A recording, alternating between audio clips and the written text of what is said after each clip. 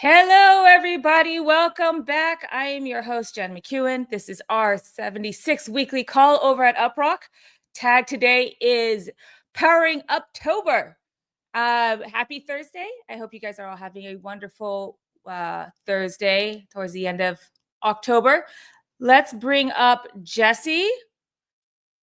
And, let me change this up here. We've got Jesse. What's up, Jess? Hey, good morning. Hey, good morning. And Good morning. Christopher. What's up, Chris? Hello, everyone. How are you guys? Fantastic. Great. How are you? I'm well. Happy You're Thursday. Well. You're well. The way you say October is up and rocking. It sure is. We've got a very fun weekly today. But before we get into that, it's almost the end of October. Yep. A lot's been happening. But just I guess a quick catch up with you two. Are you guys doing anything fun for the Halloween festivities next week? Yeah. Last year, you actually dressed up as Maleficent for the stream. I did. Maybe you did it again. That was pretty cool. Yeah, Chris, every year. What's your whole family doing? Are you guys going as a family unit for trick or treating in the place where vampires actually were born in Romania? I don't know if we talked about this, but last year we went as Paw Patrol. So my wife went as Mayor Goodway. Patrol? My kids went as Sky and Chase, and I went as Mayor Humdinger. That's right. You silly kids, you think you're gonna get all the candy? Not with Mayor Humdinger on the street. By the way, I have decided that Mayor Humdinger is actually the protagonist of Paw Patrol. I'm glad you do Paw Patrol. Just don't do Caillou. I know Tim's kids like to watch Caillou, but that guy is just a snitch. I don't like that guy. I think that's not a good cartoon, but Paw Patrol's not bad. So anyway, last year we went as characters from Paw Patrol. I don't know that we have figured out a plan for this year yet, but yeah. This is very apparent. It's very apparent that this is a parent conversation because I'm not familiar. I know the name Paw Patrol. Yeah. Is that the one that's Australian? He's Australian. No, that's Bluey. No, Bluey. First of all, Bluey costumes are super hard because they're very animated dogs. But secondly, Bluey is like a literary treasure. I have to say I love to play and jab a little bit with stuff. But Bluey tugs at the heartstrings. I swear to God, Caillou, that little guy, he just complains all the time. Nothing but hate for Caillou. Okay. Anyway, suffice it to say, Paw Patrol's okay. But most people would consider Mayor Humdinger the villain of Paw Patrol. But I think that's wrong. I think Mayor Humdinger is the secret protagonist of Paw Patrol. Paw Patrol is really about him trying to build a better life for his downtrodden town of Foggy Bottom. Foggy Bottom? Haves, that's the name of the town he's the mayor of. And the Haves, the dogs who are like the elites, they're the ones just keeping him and the people of Foggy Bottom down. And the eventual message is going to be, go Mayor Humdinger. Yeah. Okay. Well, speaking of Foggy Bottoms, it does seem like this Uptober this year has been a bit of a foggy bottom for a lot of folks. A lot of our it has been a foggy bottom is a great term. It just encompasses so much. Yeah. This October has been a foggy bottom. But like Paw Patrol, I forgot the character's name already. Mayor Humdinger. Don't say it. I'm taking a very hot take on this. Suffice it to say, the sun will clear up in Foggy Bottom. I hope. I'm still optimistic. Yes. We've still got a week left of this month with Halloween at the end of it. We've got cool stuff to show off. Why am I talking to you guys? I was supposed to be getting the demo ready to go. Sorry. But yeah, we have a really cool demo for you guys today. We're really excited about it. We talked about it last week. We have a we're gonna just hint it right now. We've always said we embrace the AI tools just to move faster. We just love it too. We've always been this way. Like we were the nerds that wear Google glasses at the bar, but we also embrace it just to we are those nerds. Yeah, we're those nerds, and we move faster and it's fun. And but sometimes you think when AI tools are moving so fast, you think teams will organically adopt them, but they actually don't. A lot of smart people don't, because it takes some time to just set things up properly to actually use it in your workflow. So today we're gonna show how how you can actually use AI to move faster. So I think that's pretty cool. So yeah, anyway, I think that's going to be an awesome demo. Yep. About a little bit last week, and yeah. All right. Well, let's get into it, guys. It is our 76th weekly call. Okay. Gosh, it's really going up a lot. So it's powering Uptober, even though it might be a bit of a foggy bottom for some of us with everything that's going on in crypto. Yeah. We're still powering it up for October. Ain't nothing gonna hold us down. Nothing's gonna break my stride. Whoa, no, I've got to keep on moving. Is this another K-pop Demon Hunters thing? No, that's a song from the 80s. Ain't nothing gonna Really? break my stride. Can't nobody hold me down. Oh yeah. I needed the tone. I don't know the actual words of songs. I just kind of I get the vibe from songs. It's all with the feels. That's a great feel, guys. If we're feeling a little down about October in crypto, that's a great one. Don't let anything break your stride. Nothing's gonna hold us down. And to that, we are still powering Uptober. It is our 76th weekly call, and you can see from the flag on our top right corner of this screen right here. Oh, thanks, Tech Kelly, Dice Voice. That wasn't very good. You should see us when we get together for karaoke. Yes, Those two are great. Show tunes. And then people in the other karaoke rooms buy us drinks to make me stop singing, which is great. That's how we get our drinks for the evening. Just FYI, Jen's half Filipino, so it's in her blood to sing really, really well, no matter where she's at. Like, just it's part of, it's just there. yeah. It is in the blood. We love to karaoke. But it is our country of the week. This week is the beautiful land of the United Kingdom. We'll get more into that, but I just want to do a little quick call out to that lovely flag right there. Let's get into our agenda. We're talking about powering Uptober. We've got some highlights. We'll talk about UK week. There's a new promo called Wednesday UPT Hour. We'll talk a bit about that. Cool. We have a new challenge from the Rocketeers and Sir Roz to get you primed up on Prism. And I know it says product updates, but we're going to go through all of those quickly. Yeah. Because Christopher has promised a demo, and that's incorrect, Jen. What? Jesse promised a demo, and I'm going to try to deliver on it. Exactly. Deliver. That's true. Jesse promised a demo, and Chris will deliver. And deliver, he will. I've seen it, and you guys are going to love it. So we're going to spend a lot of time on that. Where I'm going to probably go through these pretty quickly, so we can go. You guys can all see all the goodness that Christopher's been cooking up. Chris and Co have been cooking up. Yep. All right, let's get into it. Oh, I love it already. Starting with the cigar, because he knows. Nice. He knows this is I love it when a plan comes together. That's why we call him Hannibal. Mm-hmm. Yes.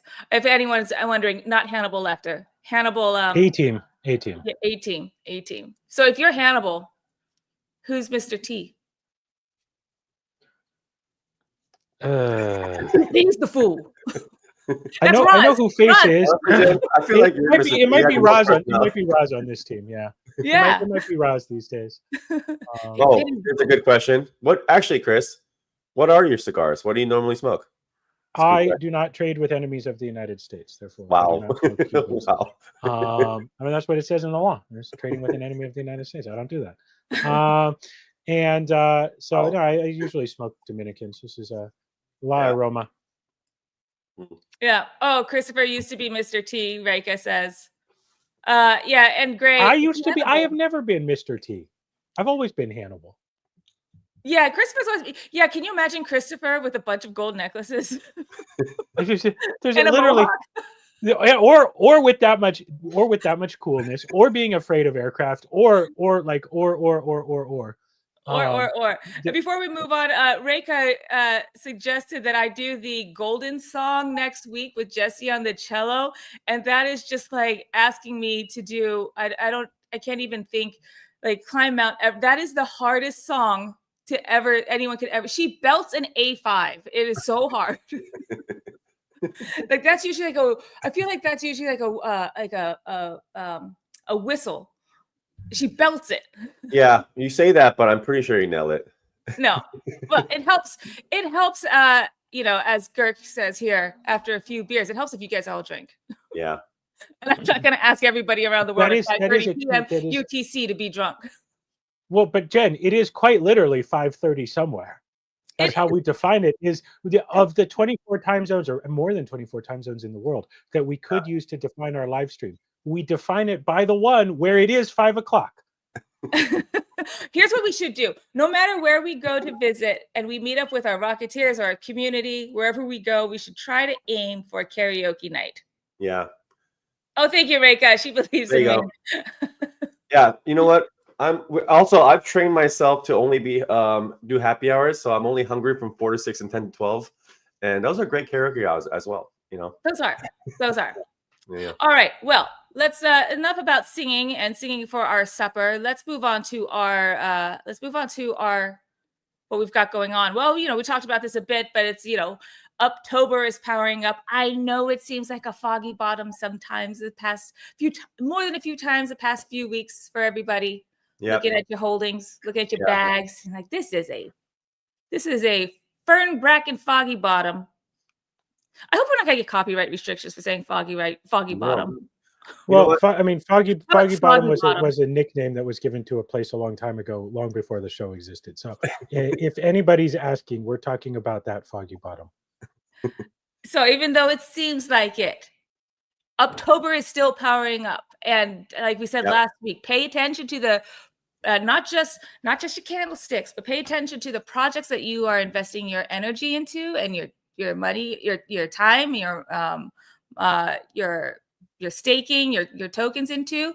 Pay attention to actual products, because this is the year where last year was a year of ramping up. But let's not talk about DP in particular. It was about ramping it up, and this year is about delivering.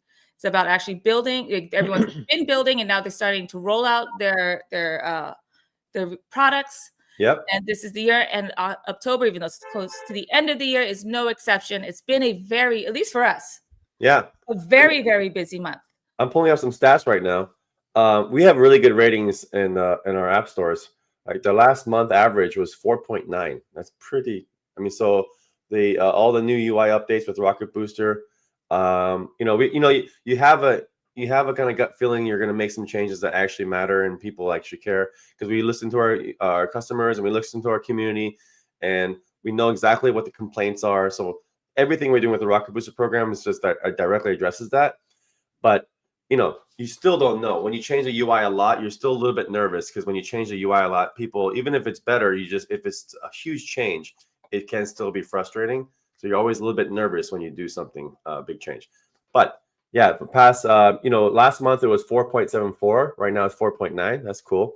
And we're still getting 20,000 installs a week, which is really awesome.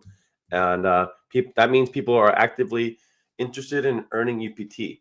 So the best thing you can know about any project is, as it's growing, is people still caring about earning the token. People care about the project, what the mission, what you're building, the community, all those things matter. But at the end of the day, do they actually care about earning the token? Because that represents everything you're building with together.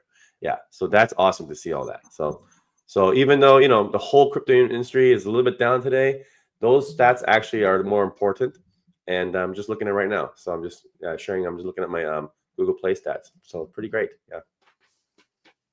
Yeah, it's all very exciting, and great stuff happening here. And you'll see more of it in just a handful of slides, probably in about 30 minutes. You'll see more.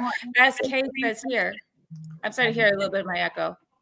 Is that coming from any of you guys? I think we're okay. Okay, and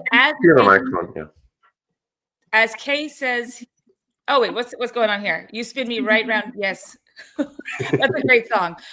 Who is that? That's Dead or Alive or Dead or Alive? Flow Rider, right?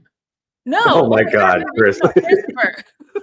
What are you kidding me? Right There's original, and there they remixed it. I like the remix. What can I say? This is when we find out Christopher's like cooler than us, or cooler than me. There's hardly anything cool about me. I just You know, I like what I like. What can I say? That you are cool. But anyway, as Kay brought up here, I actually had to put Jesse on full screen because as Kay is they're eating their crisps or chips. And you must be in the UK or somewhere in the Commonwealth. Somewhere where they got my speak that popcorn because I'm in America and we eat popcorn. Microwave, no less, for breakfast. Nice. You have a microwave? I do. Lucky. I'm living in luxury. You don't have a microwave. No. How are you powering up, Christopher? Me? Yeah, with no. Well, microwave. I don't drink coffee anymore either because I'm not supposed to because it's not good for me or something. So I am all of this is powered by nothing but grit and determination and a burning desire to see UpRock succeed. I love that. I love that. And lots of nicotine. Lots of nicotine. Oh, I know that. It reminds me, you know, I'll say the quote at the end of the stream, but there's a very good quote that I love. Okay, let's move on, guys. Okay, so we've got this coming up next week. Yeah. It's the AI and Web3 Happy Hour in Seattle. So next week in Seattle is AI Week. Yep. And there's a few events that we're going to, but one that we're hosting is with NIFMint. And NIFMint, Jonathan Blanco with NIFMint, the founder of the NIFMint and TF Labs. He was on our live stream at the end of last year. Hilarious. You guys loved him. We should bring him back. Anyway, yeah, you'll see him next week probably because we'll do we'll probably do a live stream during the event. Yeah, we'll do a live stream during the event. So that's going to be a bit earlier. Be on I think this is on Wednesday. Anyway, we're hosting a happy hour, as Jesse's handle is Jesse's Happy Hour. It will be UpRock and NIFMint's Happy Hour next week. So if you are in Seattle, come by and say hi. Sign up. We have the link over in on our X, so x.com/UpRock.com, and you'll see the link there to sign up. Come to this. If you're in Seattle, say hi. I'll be there. Jesse will be there. Tim will be there. Yep. Jonathan will be there. And it's at his wonderful office right downtown Seattle. Yeah, he has a very cool startup vibe office. It's like it's an old building. If you guys are familiar with Pioneer Square, it's like an old startup vibe building. And he has a whole floor, and it's gonna be a good event. Seattle has Amazon and Microsoft and a lot of huge tech companies, a lot of AI companies here. So it's gonna be a great opportunity for us to actually show off our product to them and hopefully gain some new customers because we're pretty much ready to show the crawler. And every AI on Earth needs real-time data, and we're already talking to many customers right now with our API. So that's pretty cool. So next week's going to be all about that, but it's happy hour. So we're going to just have fun and talk, and we'll probably live stream that day as well. Yeah, that would be great. He's got a great setup for a live stream as well, for just video and recording and live stream. So we might be seeing more of us in that space, but those will be good. I think that I'd love to see somebody from the community here. I know there's some of you in Seattle, so please stop by and say hi. There's a bunch more too. So if you don't only have to go to the AI Web3 happy hour, although I very much encourage you do. But if you don't go to that, there's a bunch of other things because it is AI week. Yep. All week. And we'll be at a few of them too. So go check it out. Links in our links are on Twitter, x.com/UpRock.com. You'll see the links there. Or Jesse's Happy Hour or Jenny Per. You'll see links there. All right. Now we've got some more ambassador spotlights. So the ambassadors, we highlighted some of their videos last week, and they just keep covering everything UpRock. Love this. I love this for us. I love this about them. Shout out to all of our wonderful ambassadors. So the ambassadors are so great. They are so good. They're just winning every day. Our ambassadors keep rocking up. We're so happy about that. Our ambassadors are great. Our ambassadors are the best ambassadors. Ambassadors, we got the best ambassadors, the best. I got to work on my. This is how I get Jen to do the Trump impression. If I'd asked her to do it, she wouldn't have done it. But see, I just have to do it really bad, and then she does it great. We got the best ambassadors. Wonderful, the biggest. Anyway, I you know what? Never mind. I'm not good at that. So that's pretty. You are though. It's awesome. It's hilarious. Anyway, you're almost there. Yeah. That said, go check out some more new videos from them. We've got now they're covering things like staking to withdrawals, the offer wall. Daniels has posted something about a wonderful thread about the AWS outage. And then our French ambassadors, this one is in French, translate that into French. So yeah, actually, now that we're speaking of the AWS outage, let's talk about that a bit. This was not something this was a downtober moment for all of the internet. Yeah, Christian on mute. The AWS outage was definitely a foggy bottom type of situation. Oh yeah. So let's talk about that. So what, Chris, why don't you give everybody a quick rundown on what happened? Well, I'm still not entirely clear what happened exactly, but the bigger news is probably a lot of the people watching this stream already know this. Maybe some of you don't. Amazon, in addition to being a great place to get microwave popcorn and a microwave delivered to you by later this evening, is also one of the largest web hosting companies in the world. So it turns out, and actually I think, I'm not an economist, correct me if I'm wrong here, but I think the most profitable part of Amazon is actually Amazon Web Services. Like essentially the entire giant business for delivering popcorn to you by drone is just a loss leader that's powered by their web hosting business. And it is used by, at this point, it's beyond just many or most. I think at this point, AWS is so big and so critical that directly or indirectly, virtually every company on the web uses it. You would have to go massively out of your way to have no part of your services directly or indirectly, depending on AWS. Now, we're not big AWS users. We use it a little bit. It has some great features, by the way. Just because it's big doesn't mean it's not good. It's got some great features. So we like AWS. We use it for certain things, not for everything. But yeah, they had a massive downtime at AWS. And it's one of those things where even though the internet may be sort of, there's an argument about whether the core of the internet or the concept of the internet is decentralized or not. Certainly not in the same way crypto is. But when Amazon goes down, essentially the entire internet goes down, because even though the actual physical fibers are still working and so on, so many of the websites you visit, so many of the big companies rely on AWS for at least something that goes everywhere. So it was an internet down kind of day.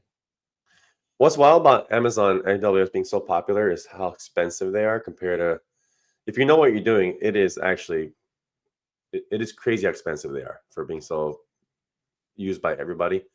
For example, when we ran out a VPN browser, we were 40 times cheaper than AWS. And if you know what you're doing, like, not everyone has this luxury to be able to run your software on bare metal and all that stuff, but it is that crazy. It's a huge part of your bill. And but it is a huge part of your bill if you rely on everything on AWS. It is that overpriced,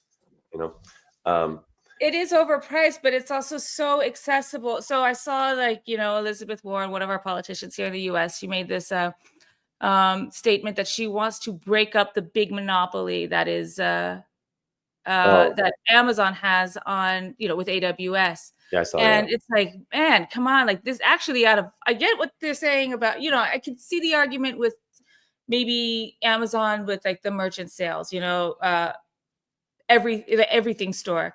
But when it comes to this, like it actually, yes, you should diversify. You should only be on AWS, or maybe you shouldn't even be on it at all. But you can't argue that it made everything so accessible for a lot of businesses, small to medium-sized businesses.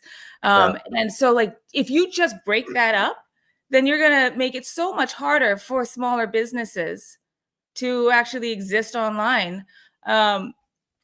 Now, I'm not saying that people should use it. I'm not saying that they shouldn't either, but it's just like, that's one to break up, Liz. Elizabeth Warren also said, I think a while back, that a similar, basically almost the same quote, but about sandwiches. Like the sandwich cartel needs to be broken up because sandwiches are too expensive. Yeah. So like, there's a sandwich cartel out there and Subway. Yeah. So yes. I feel like she just, whatever. Well, so a lot of people a lot of companies, they woke up that morning a few days ago, and realized that they were down. Yeah. And this is sometimes people ask like, oh, well, what, businesses or people who have a online business, companies that have an online business, they understand the need for something like uptime monitoring, because we shared these numbers earlier last year, but it was like for any minute that you're down, you're losing, each industry is losing. I mean, it could be like $1,000 to hundreds of thousands of dollars for every minute you're down, depending on the industry. And so businesses who are not online or do not selling online, people who are not selling online may wonder, why do you need uptime? But if you are doing anything online, you realize how important it is to know, is my site up? Because every moment costs you a lot of money. And so this is a perfect reminder. Well, not perfect. This is a reminder to everybody why it's so important to monitor your site. Yep. And actually, Jen, this is a good point. So this is a feature we're working on right now that I can just share. I think we'll have a demo in it's October 23rd. So I think a couple of weeks we'll have this. So we're building an uptime MCP, but essentially this is the use case. So if you ever deployed a website, or if you run a website or anything online, when you actually hit the ship button and you actually launch something, the first thing you do to your team on Slack or anywhere on Discord or whatever, you're like, hey, is the site still up? Did we break anything? And most people have a global team now, even if it's a small startup. So you ask your team like, hey, is it running in UK or in whatever? And everyone just goes, yeah, it's still up, still up, still up, still up, still up. That is a normal use case for everybody who runs a website. You just kind of do that for your team. Now we have a whole DeepIn network that can do this for you on the fly. You can just trigger it. So the use case is going to be, you can go into Slack, because everyone uses Slack if you're actually building sites. Maybe in the Discord next, but you'll be able to do /uptime sweep, which is like a global sweep. And then we're just going to ping the DeepIn network, and then instantly you'll know if your site is actually up. And we'll actually do screenshots. We can take screenshots from when UpRock is running. We actually, in the background, can load uprock.com and then see if it's actually running, how fast did it take to load the site, take a screenshot of what people actually see. So if it's up or down, because your servers might be up, but maybe your site actually doesn't work, so it's blank, right? So it's more about, not just about observability for, is the site up, but it's like, is it actually usable? That's actually really important. So on the ground, real ground truth, what's happening with your websites around the world and from real devices. And then for our UpRock users, you actually get a couple of UPT tokens to do that test, which is pretty cool. And then we deliver that to the customer. It's like, hey, by the way, seven devices in every major region around the world actually loaded your website. This is what it looked like. Here's how fast it loaded, and it's actually up. And you can just do that with one little command on Slack. So you can say /uptime sweep, uprock.com, whatever website, and you'll just be able to trigger a global DeepIn test of like, hey, is my site up or down? And you can see it on real devices. No one's ever actually been able to do that ever before. It's too expensive. With a DeepIn powered network with crypto, it's microtransactions. It's actually super affordable now. And you can actually tell, hey, is my site actually running on real people's devices around the world? And that's going to come. So that's a pretty awesome use case for uptime. So when you have when AWS is down, you can literally say, hey guys, is our site up or down? /uptime sweep our site. Boom. And you'll know exactly if it's up or down. Yes. And so let me share this. In here. This is the post from Daniel's. From Daniel Gray here in the chat. Thank you for making this. There we go. Go check that out. Daniel Lyons Gray Daniel here, you'll see in the chat. Wonderful post on what happened here. What happened with AWS, this outage. Why this happened. What happens with a centralized, when a centralized cloud crashes. And how DeepIn helps with this.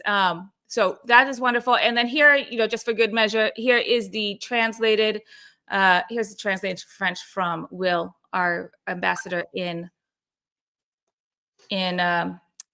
France. Yeah, pretty in cool. Francais from Will. So go check those two out. Thank you so much, guys, for making that. And you know what? While I'm here, moving back into what you can do with your UPT, this is the post from Tech Kelly.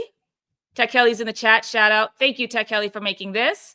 So this is a great thread from Tech Kelly on what you can do with UPT, how you can withdraw it, how you can deposit, and more importantly, for me, I might be biased, how you can stake it and get some more yield, get some more UPT for your buck.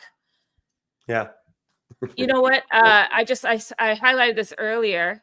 No, thank you, Tech Kelly. Thank you, Kelly, for making this. Oh, by the way, guys, Kelly is one of our latest newest ambassadors from Nigeria. And if you are interested in learning more about him, go check out our live stream from 2 weeks ago, the recording from 2 weeks ago, because he's on there. On the topic of staking, Ripu says, I have 880 UPT, need more to stake. Yeah, you do need, well, let's see. You can stake it with actually even just 100 UPT. So head over to the app and then just go over to the wallet and you'll see a big staking button. You can stake with as little as 100 UPT.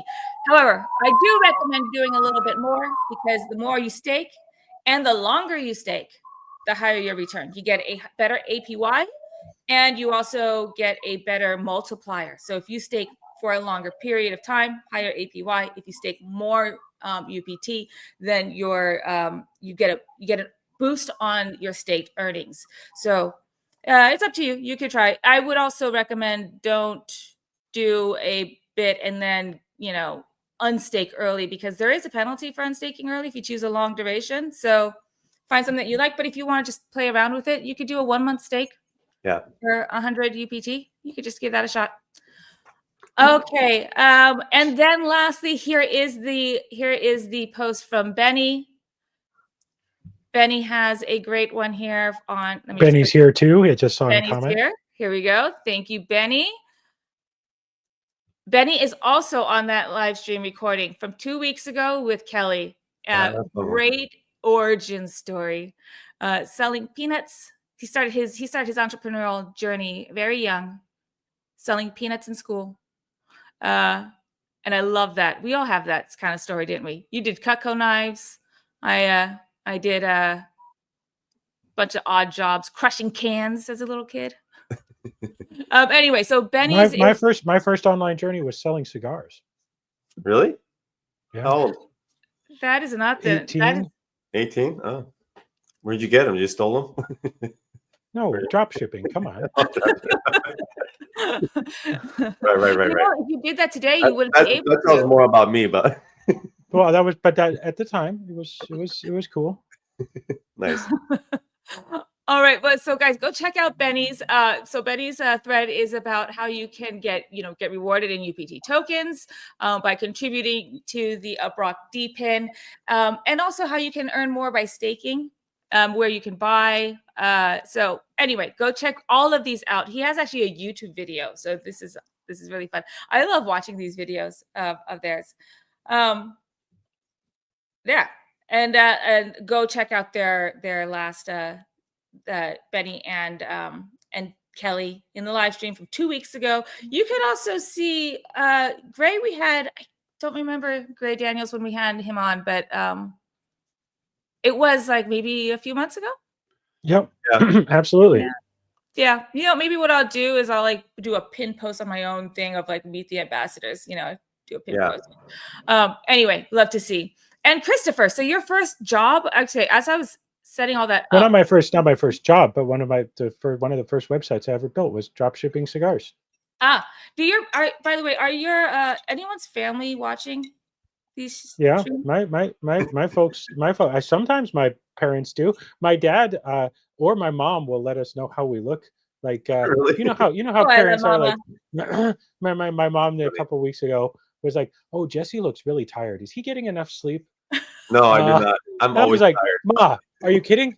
Look at any of us. Do any of us look like we're getting enough sleep? But also, hi, Mom. Hi, Pops. I hope you're Mom, watching. hi, Dad. No one's ever getting enough sleep here. But yeah, you're sold cigars, huh? We have someone here. You sold flowers. My brother and I, we would collect recycled cans, and we actually made some, enough money to buy a McDonald's sandwich. But one of the recycle companies kind of gypped us one time or screwed us over, and so we decided to put rocks in the cans and double our money.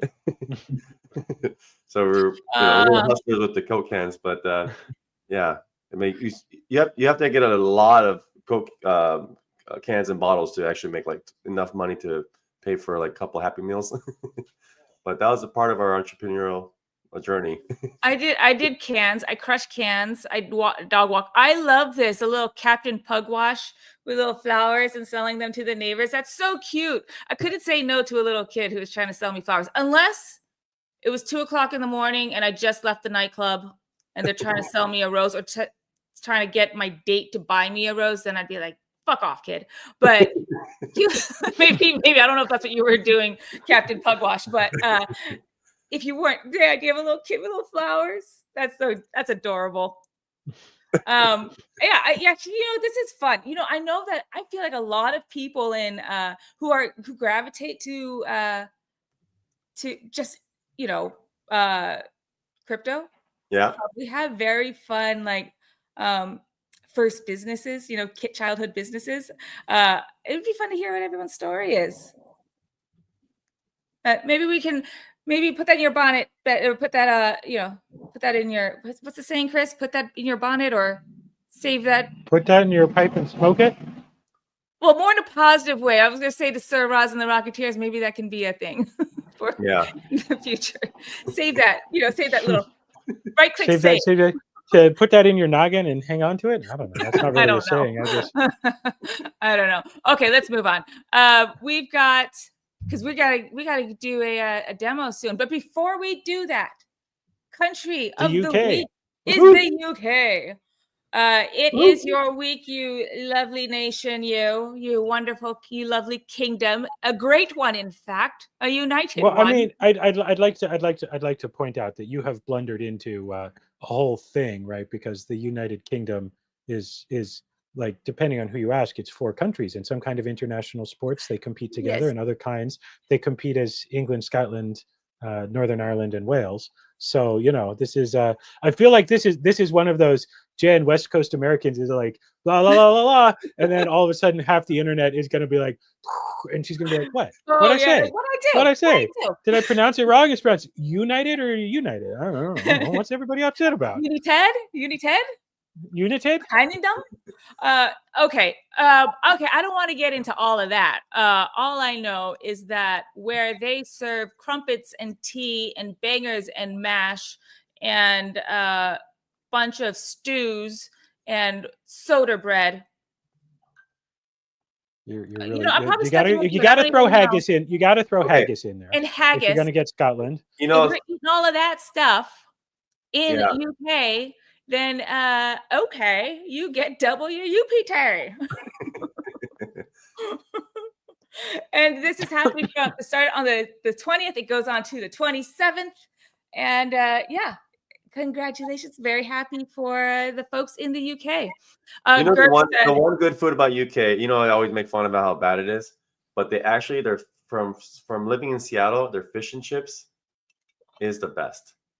They take the whole fish, they cut it in half, they keep the skin on, it's fillet the half of the fish, and then they fry that and they batter it.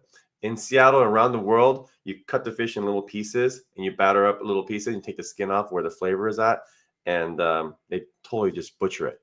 The best fish and chips is actually in the UK. It's like half the fish with the skin on, and then it's just like the whole, it's like a little banana. It's like on a tray. It's the best. Yeah. Well, it better be. Yeah. Of course, it is really good. And I think that I would like to go back to there and eat some. Yeah, exactly.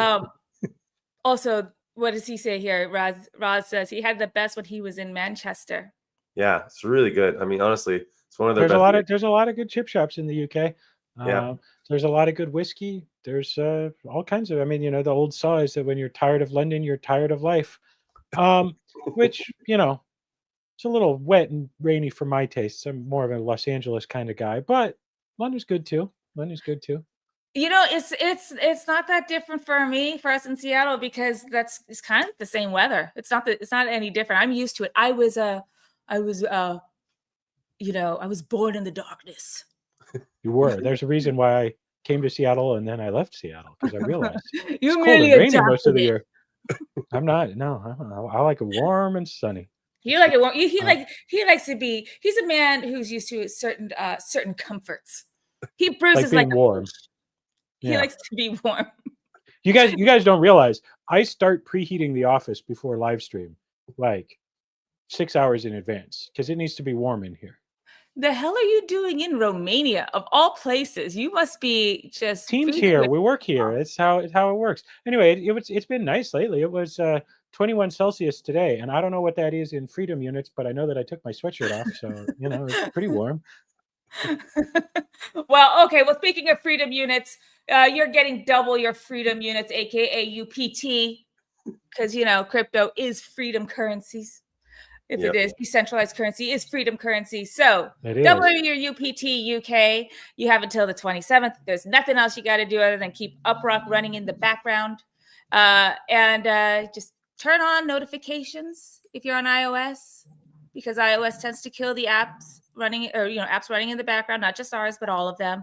So it helps to have the notifications on, so we can notify you to, hey, just manually open the app again. I just heard a notification go off. I think that might have even been mine. Just to manually open the app again so you can avoid disruptions. And while you're at it, we have rocket boosters. So you might as well play a game here too, answer a survey. That way, not only do you get double your earnings, you also get a boost on your earnings. So that is actually super cool. And so let's talk about boost for a second here, because started yesterday, actually. There was from 4 to 5 p.m. UTC every Wednesday for a while. We're going to do a Wednesday UPT hour. So you'll get double your UPT during that hour on Wednesday, and that will last for about 24 hours. So wait a minute. Is this like a happy hour because it's from 4 to 5 and it's a great deal? I love that. Did you say happy hour or happy hour? Because they both work. I said happy hour, but I meant happy hour, because now that you said it, it's great. That's way better than mine. Never mind. Why the hell did I even open my mouth? I love that. It is a UpRock happy hour. It's happy hour. Yep. So that's every Wednesday, 4 to 5 p.m. UTC. Just open the app. You get double your earnings. So you'll get double your daily UPT. So you can open the app, play the game, answer a survey, just get it. And that's on top of the other boosts that you can do. For UK, well, I guess it's too late for you now, but because we just started yesterday. But if you're in the UK and you're already doing this stuff, we've had it on yesterday, so you're already getting it. We're just announcing it today. But the country for next week, or any country going forward, not only would you get double earnings for being in the country of the week, but you do this on Happy Hour, you could do it again. You could just bonuses, boost on boost on boost. So go check that. Well, I mean, there's nothing for you to check out. Just use the app, Wednesday. Yep. Use the app on Wednesday. And as we get more crawler deals, this is why we're encouraging this, because we're actually sending more crawler jobs right now. So the earnings are going. Anybody who's been paying attention, this actually came up the other day. Yeah. Anybody who's been paying attention, you've probably, quite a few of you, have had the crawler job got dispatched to your device notification pop up. Now, you might not have seen it, because when it's done, it goes away. But if you happen to be looking at the right moment, you'll see it. We've actually been talking about doing a little thing in Rocket Booster to show you how many jobs you helped the community with, but that you can look at later, so you don't have to be looking at your phone the moment it happened. But I've seen a couple people mention seeing the notification, so there have been a lot of jobs going out lately. Mm-hmm. Yep, exactly. Mm-hmm. And we'll be talking more about that. Yeah, so go, like Daniel says here, it's booster season. It is, and Spaceman says here, you want to see that next we need to do that daily check-in in boost. And we are working on that. That's happening. So it's just not released yet, but that is already in the pipeline, and doing some work there. All right, guys, moving on. We have a new quest that is in the app as of today, 5 p.m. UTC. So right before this live stream, you may have seen it. I'll just open this up real quick so I can show you on screen. Oh, wait, I already answered it. Never mind. So it's gone. Anyway, you just open it up. You'll see a little card there, and it's just a quest. And we're talking about Prism.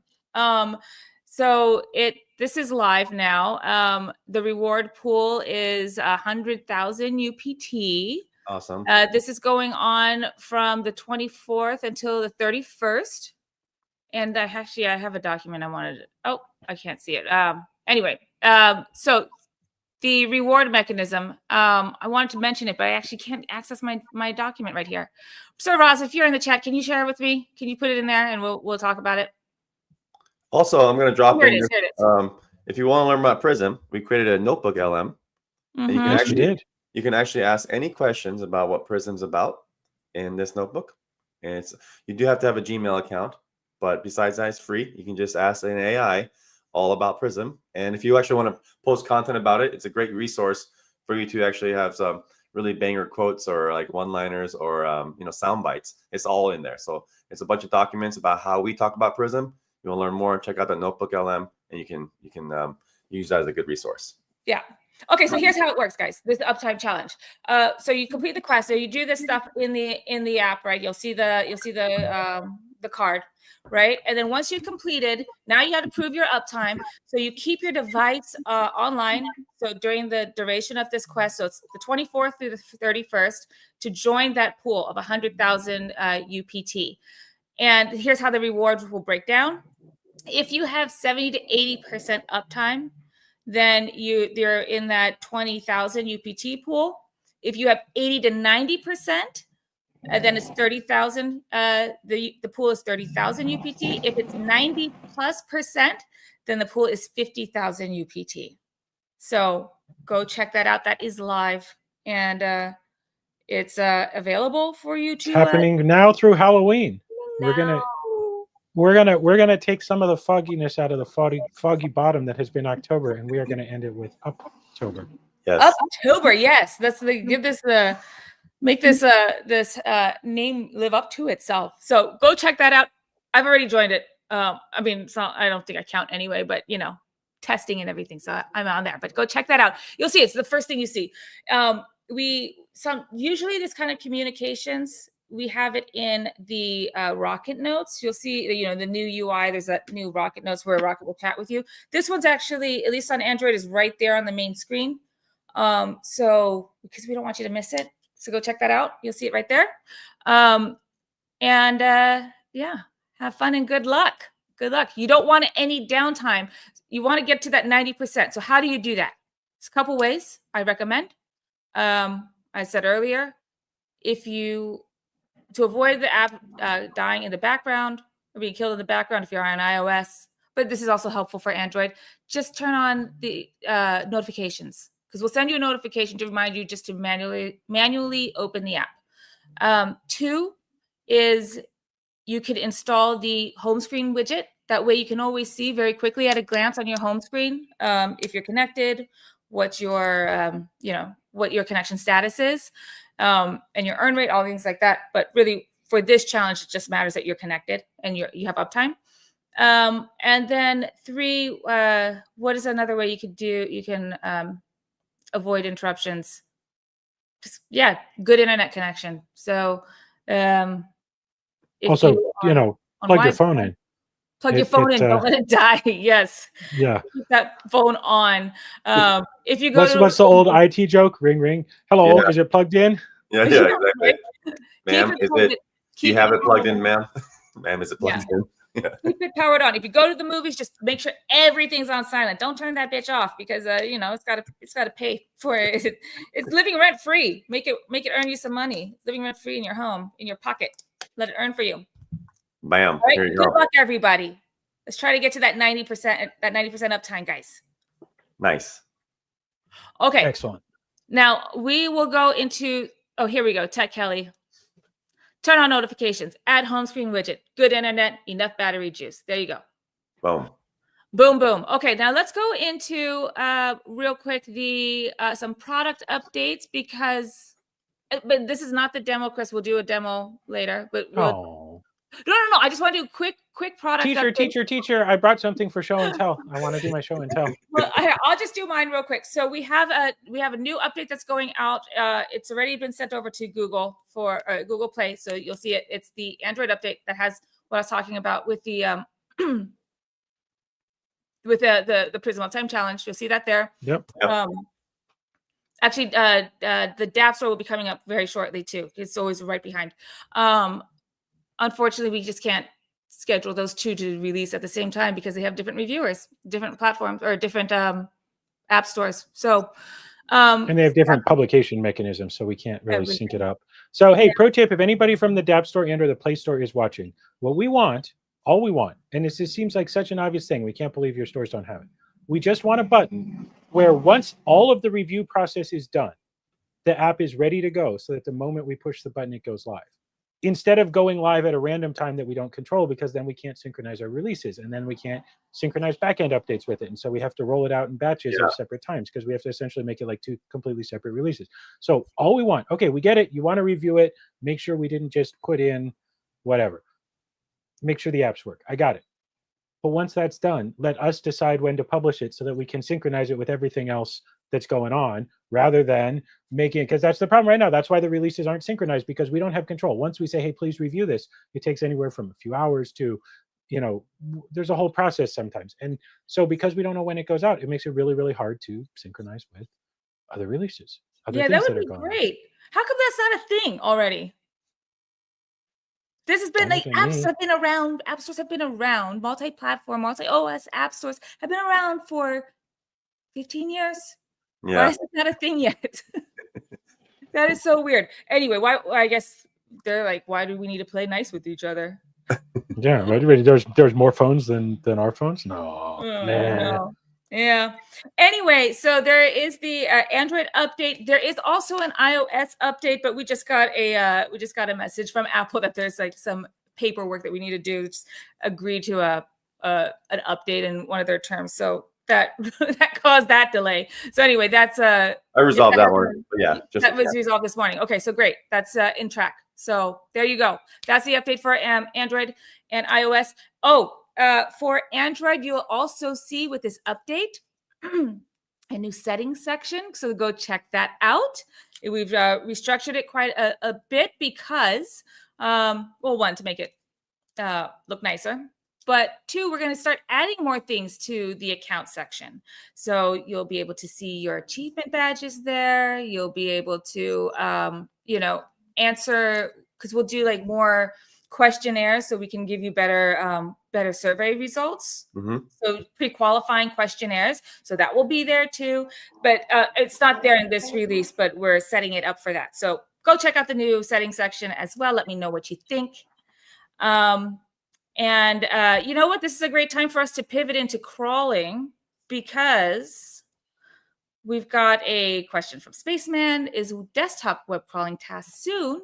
And as Sir Ross says, yes, we are testing this internally as of this. I was just testing last night. So I think like a week or two max it'll be out. Right? Yeah. Actually, I was sort of hopeful that build would go out today.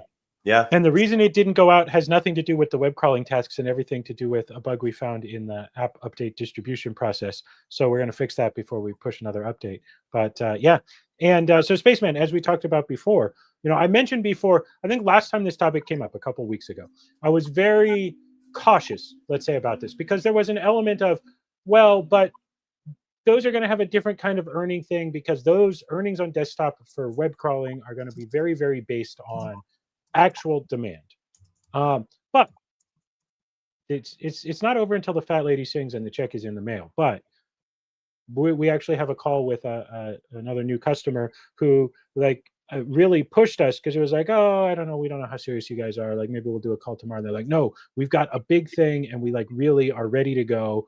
Can we do the call today? So I'm going to be doing a call at 2:30 in the morning so we can talk to these guys because they are ready to go with that. So that's very motivating for us to get desktop out. And Ridvan, desktop is relatively easier, but also getting the desktop app running really well. The guys who have been working on that have been doing a great job with that because it's smooth. It's just kicking it. So the mobile part was crazy hard, the back end, the whole distributed system, but also getting the desktop out is a real challenge too. Yep, exactly. Yeah, mobile is our, bread and butter. Is like 90% of the whole community is on mobile. But we do have a pretty good, I mean, we can actually deliver quite a good significant amount of actual crawl jobs on desktop. Yeah, honestly, even 10,000 devices can do a really crazy amount of crawl jobs actually. So yeah, it's also Mac, Linux, and Windows. You definitely go to uprock.com and install that if you have a laptop, and just keep it open again because crawl jobs are coming to desktop. Okay, we got a live for you, Chris, from Sir Roz, asking live this to you, Professor Chris, as I want to craft a post about this. How UpRock's crawler is stepping into the AI wars, looking for bold words. Well, we're not stepping into the AI wars. We're oh no, I can't say that. Okay, see where my head goes is nuclear warfare. We're ending the AI wars. There will be a mic drop or some kind of a drop. Yeah, you know what? It's a little too nuclear war references are a little too close to home since the world is closer to nuclear war than ever before. So maybe no nuke, no.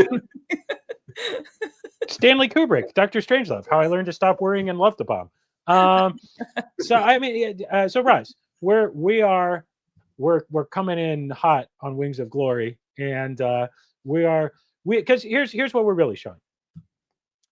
So much money. Thank you, Rika. We're winning it. Well, I was actually going to say that's what I'm saying. We just dropped the bomb and we've won it. Problem solved. War over. Exactly. Drop the mic, drop the bomb, whatever. But I'm going there, Jen. Sorry, you're gonna have to edit this all out when we post it later. I can't stop the tsunami. But it was not a tsunami, but that's what happens afterwards. There's so I think where a lot of people have gone wrong. Anybody who watched the video we put out the other day, and we've got more coming about AI and where it's going. There is a huge fight right now over training core basic models. And that's an amazing fight. And it's great and swell that companies are spending tens, hundreds of billions of dollars.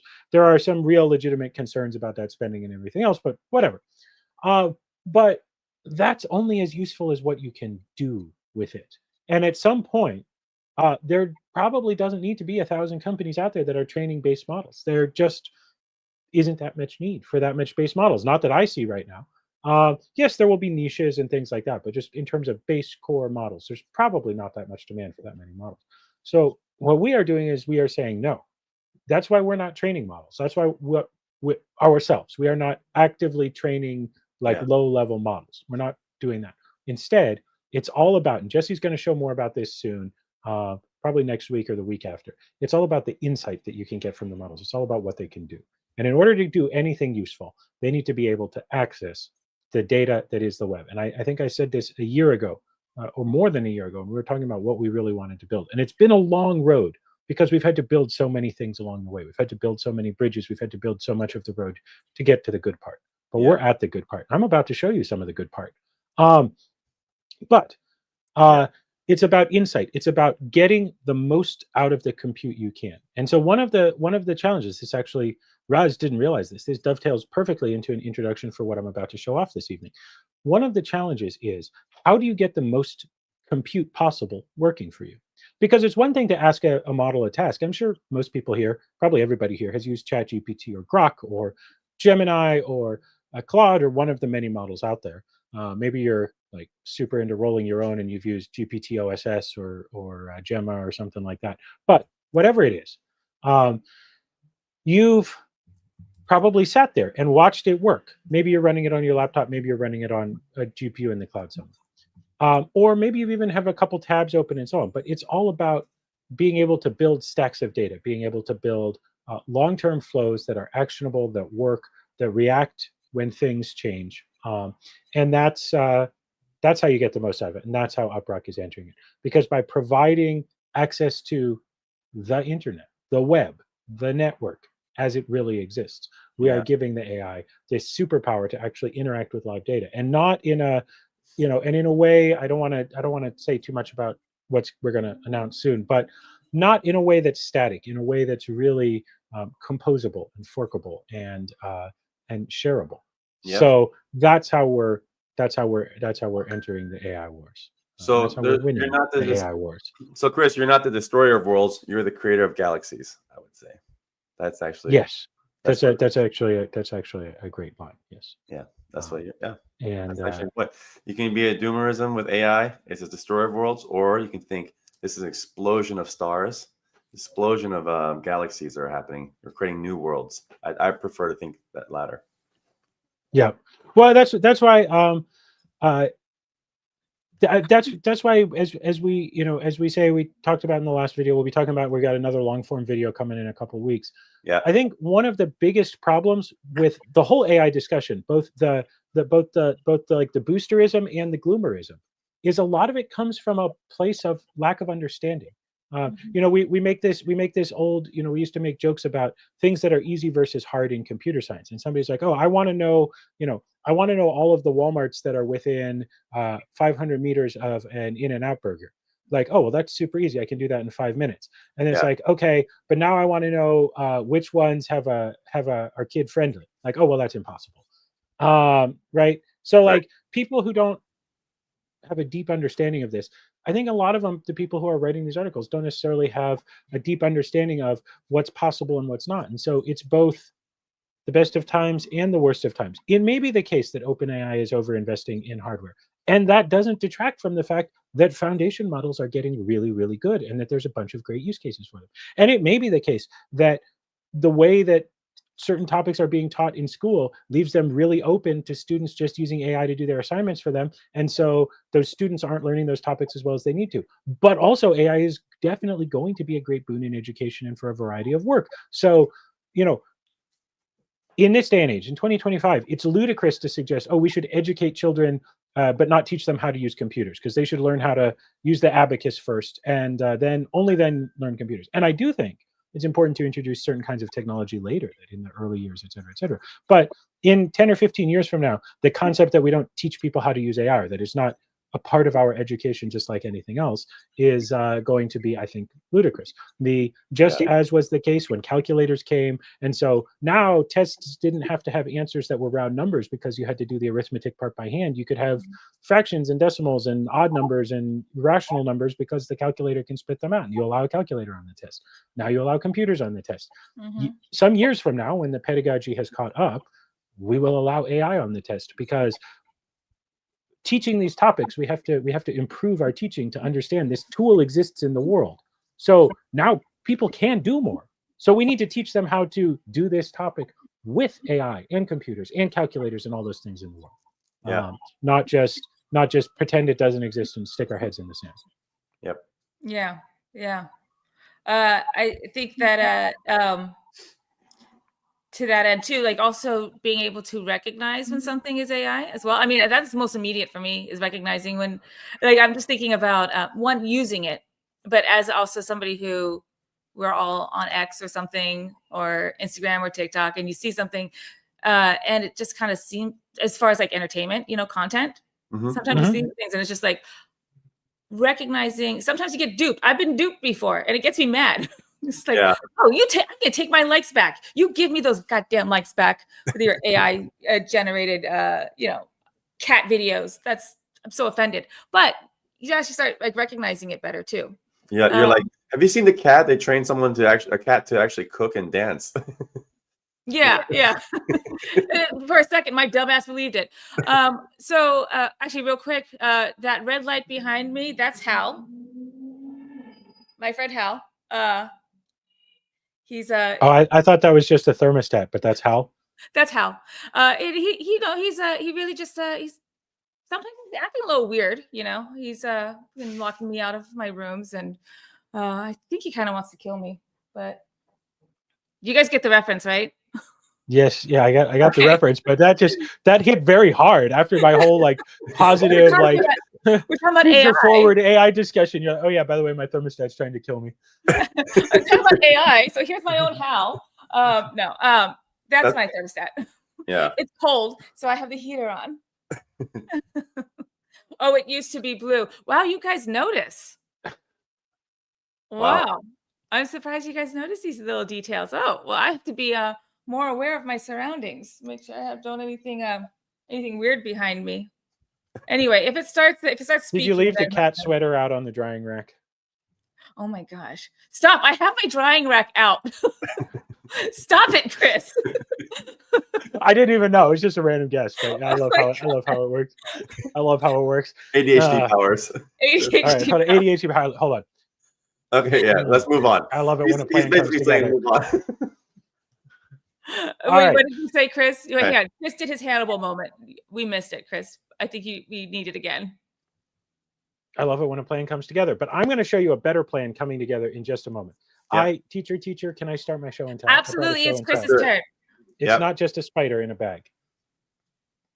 You go right. get started. Let's do Well, this. you have to share my screen because you have control of that button. Oh, I do. But Chris, you're sharing your whole I know I'm sharing my whole screen. Don't worry. I turned off all of my airplane pictures first. Okay, guys, wait, hang on. Jesse, I'm surprised you didn't do a oh my god. I messaged you on WhatsApp. Your WhatsApp is live. I'm surprised you didn't do a drum roll because we're doing the demo time. Oh, hold on. All right, demo time, everyone. Excellent. All right, so with that, I'm hoping, because I can't see the video, because if I put the video up, we get a weird trippy effect. I'm hoping Jen put my face somewhere that's not super embarrassing while this is going on. So let's say that you were working away on the UpRock crawler and you wanted to crawl Wikipedia.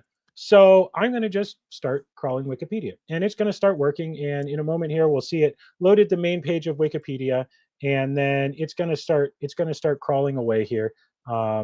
And of course, with just my luck, I'm going to get one of the couple percent of jobs that doesn't want to finish here. But anyway, we're still working on that. That's why we're not doing a full-on crawler demo. But what I said earlier about AI is, there we go, that one of the things you want to do is you want to have more code working for you. You want more compute working for you. So today, I'd like to demo Maestro. And what Maestro is, so for anybody who's used an AI coding tool, they're pretty great. I'm going to show one off in a moment in case you haven't. But the biggest problem with them is while they're working away, they're making changes in your code. And the way you really want them to work is to let them run by themselves for a while. But if you do that, they're going to be changing code. They're going to be moving things around. They're going to be doing things. And so number one, you can't run more than one at once because they'll start conflicting. It's just like when you have too many cooks in the kitchen. And number two, say you've got your code running like this. Oh, there we go. So it loaded the Wikipedia main page, and now you can see it's downloading pages from Wikipedia. And I don't know what all these are. Portalata, Plata Principala. Anyway, we're going to leave this. We're going to leave this sitting here. We're going to leave this sitting here crawling Wikipedia for a while. By the way, you guys love how fast the crawler works. This is amazing. I'm happy to share that in our current testing so far with partners, the median crawl job, that is to say a fully loaded web page, crawled via the UpRock network, completes in just 4.2 seconds. And 95% of pages complete within 10 seconds. But the thing is, I don't know how long this crawl job is going to take. And if I start an AI to try to do something about that, it's going to be making changes in the folder while it's running. So what I would really like to do is start an AI in a private, standalone, dedicated container, a container that can make changes to the code without permanently affecting the code that I have running in my main container right now. So I'm going to say, Maestro, please create a new container. And what I would like you to do is I would like you to please add a progress bar to the, not a bar, a progress bar to the Wikipedia crawler, such that it shows an overall percentage of the requested crawl size. It doesn't have to be a real bar, just a percentage that prints Okay, so I'm gonna do that, and now what it's going to do is it's going to create a Docker container. It's going to put a copy of my code in there, create a new branch. It's going to start an AI agent in there, and it's going to start working on that. And why are we showing this off? We're showing this off for two reasons. Number one, sometime in the next couple of weeks, we're going to be releasing this. We're going to open source this for the community, as we've done with some other things before, because we think this is a great way of getting more work done at the same time with more things going on. And number two, because this is starting to build on some of the big pieces about how we're thinking about data and crawl jobs and how the AI needs to interact with those things. That is to say, the ability to fork it, the ability to have multiple things going on at the same time, the ability not to be blocking work in one place because of work in another place, to make it persistent and safe and useful and usable. So while that's going on, I can come here and show you in another window. Make your window smaller, Chris. Make your window smaller so you see it. Make your window smaller since it's is it casting the whole window? Make your terminal window smaller. Just wait, really? I think so. Or is it casting your desktop? Casting my whole screen. Hold on. Oh, I see. Let me just change my settings and make my font. I don't know. Is it too small to see? Yeah. How's yeah. How's this? Change. That didn't. All right, hold on. You guys get to watch me do this. So live demos are the best, though. Honestly. How's that? There you go. Hey, beta. Cool. All right, so we'll do this. There we go. All right, is this better? This look good? So what do we have going on right now? So as you can see right now, there is a Maestro instance that already created a branch, feature crawler progress %. It might need some attention right now. Oh no, it's dormant. It hasn't actually done anything interesting yet. Okay, it's working on it. There we go. So here we go. It's going to automatically start up Claude Code, and it's going to get it working here in just a minute. By the way, I didn't type anything. See my fingers here? Because Maestro is organizing all of this for me. So anyway, this is going to think for a while. And while it's doing that, I don't need to be watching it. So I can just disconnect from this. And if we come back here and look at Maestro, we can see that it's running in the background. And in fact, we'll come back and look at this in a minute, but we will actually see that it is, it'll let me know when it needs attention. Yeah. And in the meantime, you know what I realized, you probably see if you're paying special attention to my terminal, that this used to be called Multicloud, and now it's called Maestro, because we renamed it. It was Jesse's good name for it. And so before we open source this, I'm going to need to fix the documentation. So I'm going to say Maestro new. And this time, I don't even want to see what it's doing because I know it's going to be fine. -N, please update the README to make sure all instances of the old command name MCL are correctly replaced with the new command name Maestro. So by the way, if you guys, what's so cool about this, and this is how we move faster, is every time you do something like this, what's this actually creating is like it's actually creating a new branch, essentially a new ticket, new branch. And it's working by itself. So every time he does a command, it's like a new agent just working on a specific task with very specific context. And it's just working by itself. So you can have 10, 20, 100 agents just working on a specific part of your website, all in parallel over and over again. And then when it's done, he'll show you, Chris will show you like a summary of like when things are done. So there's an issue, one agent got blocked. You can, where you need to pay more special attention to.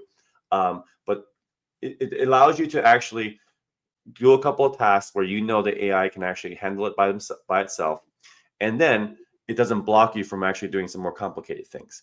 So you can, because like a lot of times when you use AI, a lot of people, if you've ever used it, you spend half your day just waiting for the response. So you do waiting for the response, and you can't run multiple ones at once. So if our crawler, see, this crawl job just finished, so now it's not a. I'm going to restart it. You prompt, you wait for the response, like a cool. So I can leave this running. You guys see my progress bar is running right here. The only reason it stopped is it literally just finished 500 pages while we were talking here for a moment. But anyway, I'm gonna let it sit there and run. And normally this would be super dangerous, problematic. I'd be breaking things by letting it edit code while code is running, or letting multiple instances edit code at the same time. But I'm just going to answer its questions. And now it's going to get to work. So this is sitting here. This is an AI sitting here editing the code for me while it's running along. Yep. And I'm going to go ahead and disconnect from this one because we might want to work on something else. Let's Maestro new. I don't even want to see the setup for this. Let's add a new feature to make sure that the wake crawler doesn't crawl talk or user pages. Because I noticed it was doing this a little bit bigger as well. Nah, this one's not important. People can zoom in on the stream later if they want to. I just told it, hey, let's add a new feature so it doesn't crawl talk or user pages. Because you know what? I don't actually want to see those from Wikipedia. So it's going to think about that and it's going to get to work on that. We can come over here to the big one and we can see that. Oh, look. Needs attention. Let me know that the adding the MCL to Maestro needs attention. So I can just say Maestro connect. And it will let me know that let's do number 2. The MCL needs attention. Yep, let's do it. Let's do it. When complete, please open a new PR with your changes after committing them and pushing them to a new branch. And then let me know once the PR is complete and what the PR number is. So this is exactly how we're thinking about how we integrate the crawler more deeply. And next week, we're going to do a deeper dive into the crawler. But as you can see, it's running in the background right now. So we'll just disconnect from that one and let it run. And then I think there was another one that needed some attention. But crawler's running in the background right now. So you can see this is the one I really wanted to do. Show us number 1. Okay, yes, please proceed. So Claude just gave me a quick summary of what's going on here. And we can disconnect from this one and let it go think. And then we can just ask Maestro from time to time, hey, do any of these need attention? It will tell. Dormant means that it's not doing anything at all. No attention means it's just running. And yeah, and you know what? Let's go ahead and clean up some of those dormant ones because they are Maestro, stop. And by the way, so what's happening here, that list is all specific tasks of sandbox, like in its own container of an agent actually working on a specific problem and has access to writing new code. And it's sandbox, which means you have to review at the end of the day before you approve it. So it's not like it's just running all day. That's what I want to show off. This is very important. And what's cool about this, we call it Maestro because you are the conductor of this orchestra. So what you can do, it changes your entire workflow when you wake up in the morning.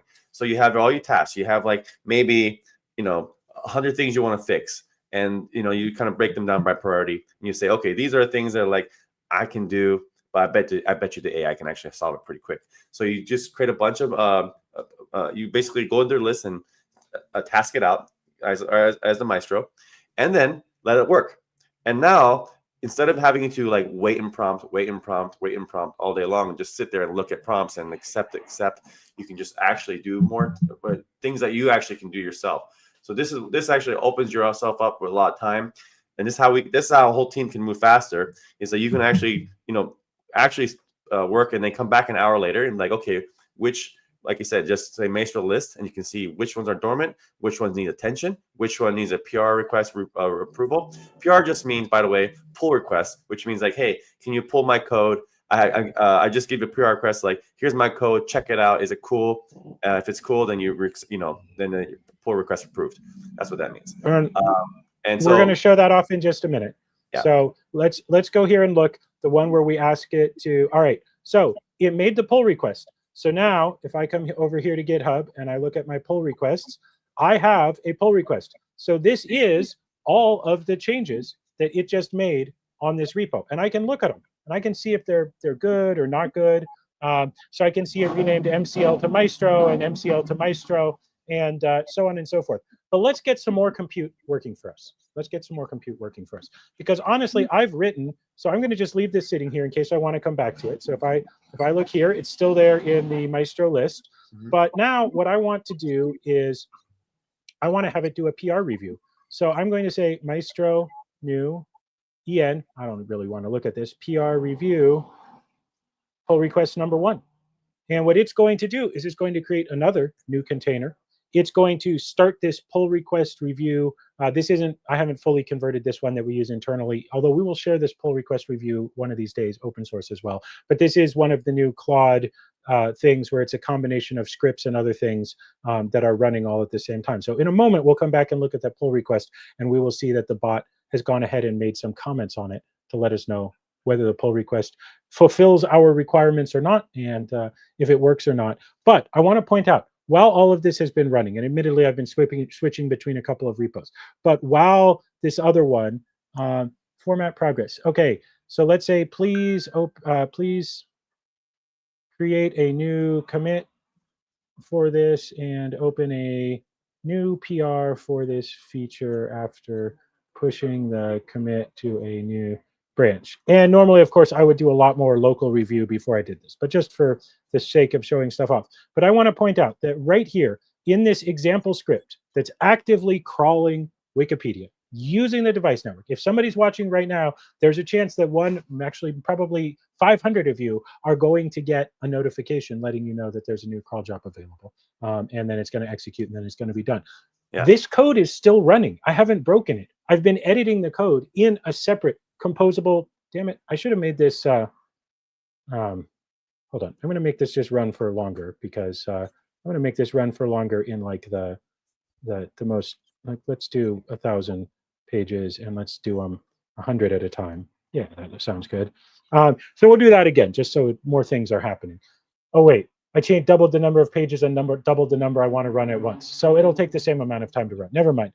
I don't always think these things through. Anyway, demo's live. Great. Anyway, while all of this is going on, let's check the pull request real quick and see if it's been updated. So while all of that was going on, it's not quite there yet. Not quite there yet. All right. Pull request. And also, what's really exciting about this is, by the way, this took some time to build.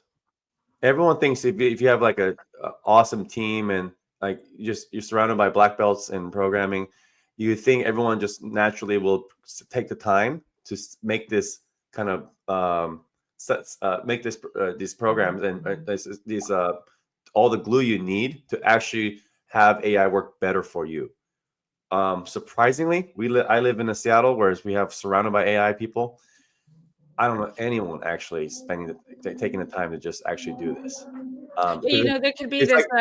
Yeah, you just kind of, everyone I know, even people who are really just brilliant, they still use it the most rudimentary way, which is, wait, copy paste some code in a prompt, schedule, wait, look at the prompt, respond, wait, accept, wait, accept, wait, accept. Like, it actually takes some time to do something like this. A lot of people are building this in private. This is not our core business. We're going to open source this because we just want to show you like how we build our startup. And I think also we just want to show you the community. This is how we think about everything we do, especially specifically the crawler too. So in the past, let's say you have a crawler company, and so let's say you want to get to 99.9% success rate on crawl jobs. Okay, so let's say you have for some reason 10% blocked by Amazon blocks you, or the crawl jobs in UK block you. Like what's happening here? In the past, you'd go through and you like one by piecemeal figure out how to unblock those sites.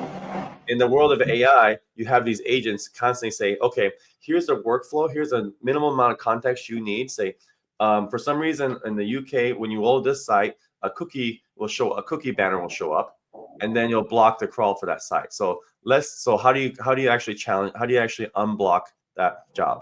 So maybe one is like, okay, well, maybe push the button, or maybe send it to another device that doesn't actually show that cookie banner, and then actually get the call job right. So you need to make these workflows where say, here's what you can do, and if this fails, go to this LLM. If that agent fails, go to this one. Keep going, and then that's how you get to a 99.9% success rate. But so it's a totally different mindset of how how do you build software together? And this is why it's called Maestro, because you're an orchestrator of not just of the human team, but also of this agent team.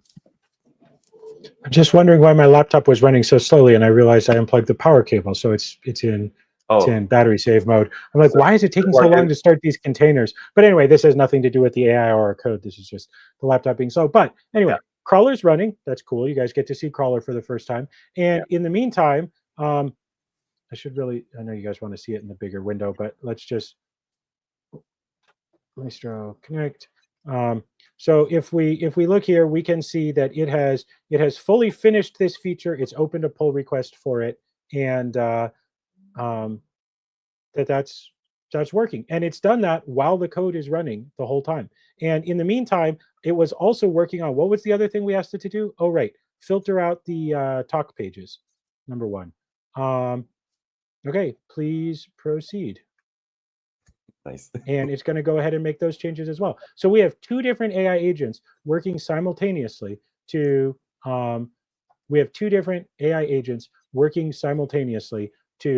work on this. And we have another one finally ready, Maestro Connect. Finally, I want to show this one off. So now that we've made those changes, I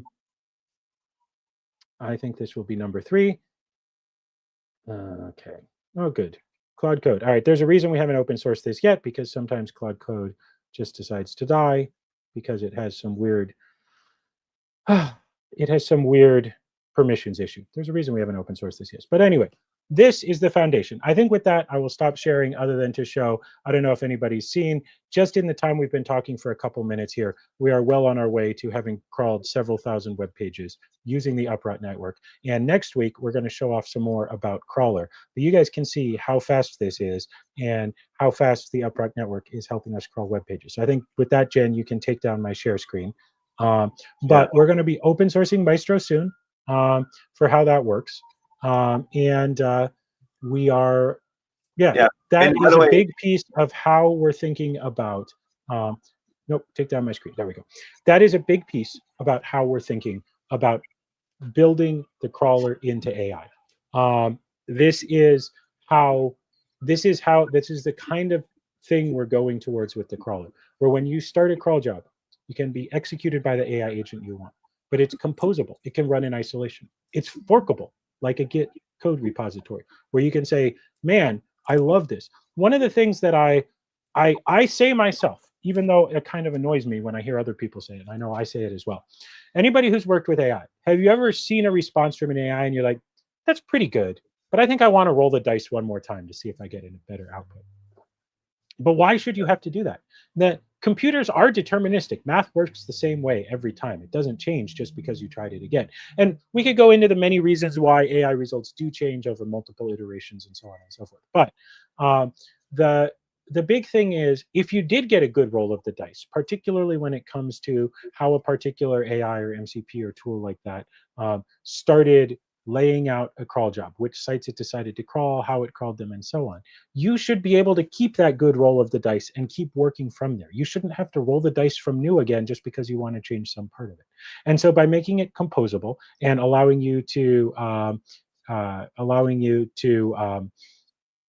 change and make changes to the stack, to an insight stack, without actually having to start over. Now we're taking that crawl engine, which I showed you. By the way, the code I was running there, the crawler, for anybody who's watching, that code is just a little Python script that's connecting to our public crawling API. Well, currently our beta crawling API, but we're already giving people API keys. Anybody who is in the stream who'd like one, just message us and we'll give you an API key. That is connecting to the public facing endpoint and just executing crawl jobs. That by itself, it's just a couple hundred lines of Python to do some housekeeping and crawl Wikipedia, save the pages and all that kind of stuff. That's minimal. And that's the low level way that you interact with crawler. So if you're a developer, if you're like me, that is probably how you interact with crawler. When I choose to interact with services, I like to have full control. I want to do every bit myself. But for most people, what they want is to be able to give a simple description to an AI. And they want to be able to do that and have the insights that are derived from it done. And so that's how Roz, to answer your question, we're entering the AI wars. And so that's why we're showing off Maestro right now. Number one, it's just a great, cool tool for coders and for allowing you to have multiple AI agents safely running at the same time on the same code. But guess what? Code is just data. This is one of the revolutions of computer architecture from the 20th century, is that code and data live in the same place. And yes, I'm making a very specific comment about like machine code layout in certain systems, but conceptually the same idea applies. These agents, things like Claude Code, in a way, they're sort of a misnomer. They're not really coding tools. They're everything tools. And in order to make the most of them, we need that same kind of composability and forkability and the ability to build and to share and to fork, to take crawl jobs and make them just like that. And so many of we're probably not going to share a single line in the crawl stack of code, in the insight stacks as we have currently in Maestro. But we are prototyping these ideas and figuring out how they work, because now that we have built Crawler, and you guys saw, Crawler is running 100 sites at a time, 100 pages at a time in a single crawl job, spreading it out across our community. But that's great for developers. But for everybody else, we need to make it just like we just showed off with Maestro. Yeah, and another word for forkable is remixable. I think that's, that's a better word. That's a word that people who aren't developers tend to understand better. Because AI is honestly a really great remix engine. It just learns what's amazing about not one insight stack is the volume of stacks. Of like when people can see, like sometimes you don't even know the right question to ask. Like everyone has this now, right? Is this the right prompt? Like, can I actually do a better prompt? And so that's a whole industry of just people encouraging each other to write better prompts. So when you want to get a great insight, what's actually a proper crawl job? Like with AI, the cost of content creation is zero now. So the first page of Google, you don't even actually trust it. Half of it's ads, right? And so you intuitively know, like, okay, the first page result, I can't trust this. I'm going to go 2 or 3 pages deep. And then second, you're going to look at YouTube videos, maybe look at some podcasts. So mentally, you're already creating a stack. You're doing a crawl job of the internet every day. It's like how your morning routine of maybe 10 or 15 sites just to stay updated with the world. And so you can make more informed decisions, right? That's what you do just naturally, because you have to there's so much data and you're just trying to process it. And so you use a little bit of AI to help you out. Well, what if you actually had an AI, a genius crawler that works with you and knows how to actually crawl the internet like your personal database, knows exactly how to unblock the internet, and tells you exactly like, hey, if you want to answer that question, if this is a question you want to really know some insights for, I think we need to crawl 500, 1,000 sites minimum. And actually that role changes all the time. So let's create this crawl job every day, right? In the past, you'd have to have an engineering team, all these things to do that. And it costs a lot of money. Now you can just kind of talk like a human and say, hey, okay, cool. This is what I love. That sounds like a great crawl plan. Let's execute that. Let's do it. And now you can execute it, happens, and you get the results. In the past, the results used to be the payload. What you pay for is 1,000 crawl jobs, like 1,000 files, raw HTML files, just maybe even like structured data like Markdown and stuff like that. Normally, you would have to take all that data, and then what do you do? Maybe turn into a data set. Now you have to have another team of people to actually convert it into something useful. Then you have another team of people to analyze it. That is like the past. The actual payload now is like, you should just finally just say, hey, what's the insights from the 1,000 sites you just crawled every day? That's all you care about, and have a conversation, and then take that insights and convert it into a website or data, whether visualization tools or whatever tools you want. That is actually the where the puck is going. And so this is a and reason why when Chris says it's forkable, way we're building and how we're thinking about it is, okay, cool. I have this really great crawl plan and then this job, and I'm getting really great insights on it. Today, when you do this by yourself, like I want to make a crawl plan of like what's the best plan trip of Europe, and it's all living in my head. It's all living in my tabs. If I want to share that with somebody, what do? I have to tell them. I just talk about here's what I've learned today. You can actually like easily collapse that stack of tabs, stack of podcasts, stack of YouTube videos, and say here's what I've learned, and then share that with somebody. A crawl plan that's actually remixable, and now you can. You can say, here, this is an insight stack. Here's what I've done with my genius AI crawl planner. I can share this plan. I'm like, this is the best Euro trip. What do you think of this plan? And you're like, okay, this is pretty cool. But you know what? I live in Europe. You're missing actually 5 domain names that are missing from this plan. Also, you're missing a couple of podcasts that I think are really cool, and a couple of hotels that they're not even part of this that you should be part of. So you can remix it, and say, okay, let's create a better crawl plan of like this is actually a better version of this insight stack around how to plan the best trip in Europe or in UK, right? And this is the power. Perfect example for this week. So yeah, so exactly. That's why we need to fork it. Drew, I want to answer a question you asked. Does this only work with Claude? So right now, Maestro, when Maestro creates a new container, it creates 2 different things in the container. It creates a terminal session. I didn't show that because that's boring. And it starts Claude code. And a lot of the fiddliness around this is around handling all of the authentication and getting Claude working and all that kind of stuff. But I also use Crush. Some other people on the team use OpenCoder or OpenCode, whatever it's called these days. Conceptually, 95% of the work in this is all of the containerizing and all the rest of it. And supporting an individual tool just requires somebody to spend a few minutes making sure that all of the config files are being put in the right location so that it connects. So this is why we're open sourcing this. Anybody who's like, man, what I really love is, some other tool, Windsurf or something like that. It's as easy as just making sure that you put all its config files in the right place, and then it supports that tool as well.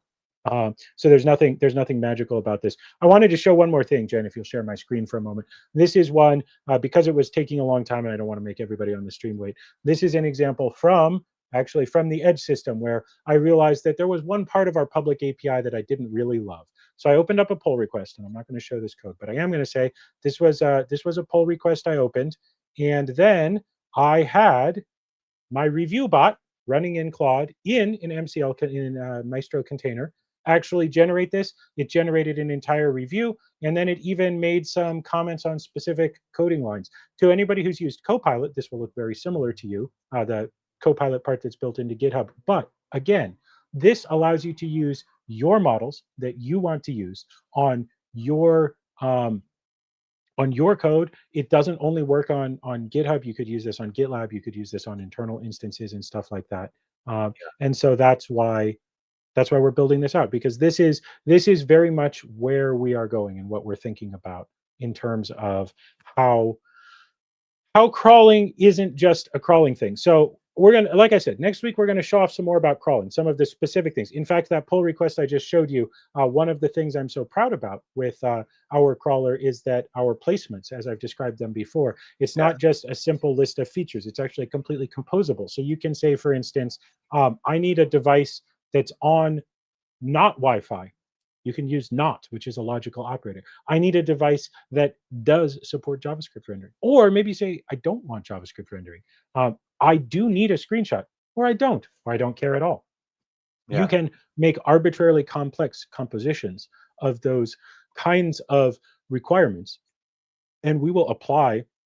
Yeah, that's called a placement. And for people who are computer scientists, a placement is a Boolean expression. It is a predicate, a logical expression. And we will satisfy that predicate, or tell you that we can't satisfy it, or tell you that we could satisfy it, but it would result in too few devices, making it too hard to target, too easy to target a particular device, and all that kind of thing. So that is that's how that works. So it's incredibly powerful. Eureka just made a comment about Copilot. Why did we build this? Why did we do our own PR code reviews? For exactly this reason. Copilot is very, very particular. It only does certain kinds of reviews. When we started building this, it didn't work for, what was it, Kotlin or Swift? I think it was Kotlin. Anyway, you build your own and it works great. But once you build your own, now when it's running, it ties up an entire folder on my computer. I can't make changes to that code. I can't have the AI making changes to that code. Yeah. Another example, if I was running that code right now, it's sitting there running because it's Python code. It's running in the folder. It's got various files it depends on. I can't safely have the AI making changes in the background, or it will break my demo midstream because it's changing files right there in the folder. Right. By making it, Jesse, what was the word you said? Remixable? By making it composable, remixable, forkable. Yeah. All of this works. And so we're able to make changes to that demo crawl script in real time, multiple changes at the same time. And yeah. And for anybody who was asking, now you've seen the crawler running, and it runs pretty damn fast. Let me go see I wasn't paying attention on the last one. So we just crawled while we were talking here. I don't even know when this finished, a couple minutes ago, I think. Little over 1,000 pages. Average time per page, 0.94 seconds. We are crawling fast today. That's actually the wrong word at this point. We're not crawling. We raced through those. UpRock. But as I said, in bigger testing with our early customers, where there's some bigger pages and other media types and stuff like that, we're seeing a median crawl time of about 4.2 seconds. That's a good point too, Chris. Like, all the AI models are becoming more and more multimodal. Like text is what AI loves because we're obviously like, but these are things that we don't have to build. We just need to support it. As if you really want to get great insights, it's audio, it's visual, it's video, and text, and you need to be able to crawl all that stuff to actually get better insights. Whatever it is, you want to buy a better kitchen knife. A lot of times you want to crawl cooking shows. You want to crawl like the specific video of that knife being in use. You want to crawl podcasts and maybe Amazon, and you also want to crawl like maybe 100 Amazon URLs of all different knives and when it's going to go on sale. And maybe you want to actually do a price alert, like, hey, let me know. I'm shopping for a knife. I want to buy a nice one, and do a crawl job. Talk like a human instead of having to hire an engineer. And just have a really great insight of like, okay, here's what you should learn, and here's a better way to ask the same question. Because another thing about expert crawler on your side is you might not even know how to actually do the prompt right. And so what's really awesome about having things like shareable, remixable is like you can see another person's crawl job and like, okay, this is shareable. Just like Lovable, you can do a prompt and share a website. You should be able to do a prompt and share a crawl job. And say, hey, I really want this. I want a deep insight to this question, and here's how I'm thinking about it, and here's how I want the internet to answer this question, and I need this question answered every day because a lot of these things are evolving over time. And maybe someone phrased it the perfect way, like, awesome, I just want to subscribe to that crawl job, or I just want to or you know what, that's really interesting. I'm going to add my own data to it. I want to keep that private to myself, but I like how you phrase that. Someone already did that crawl job.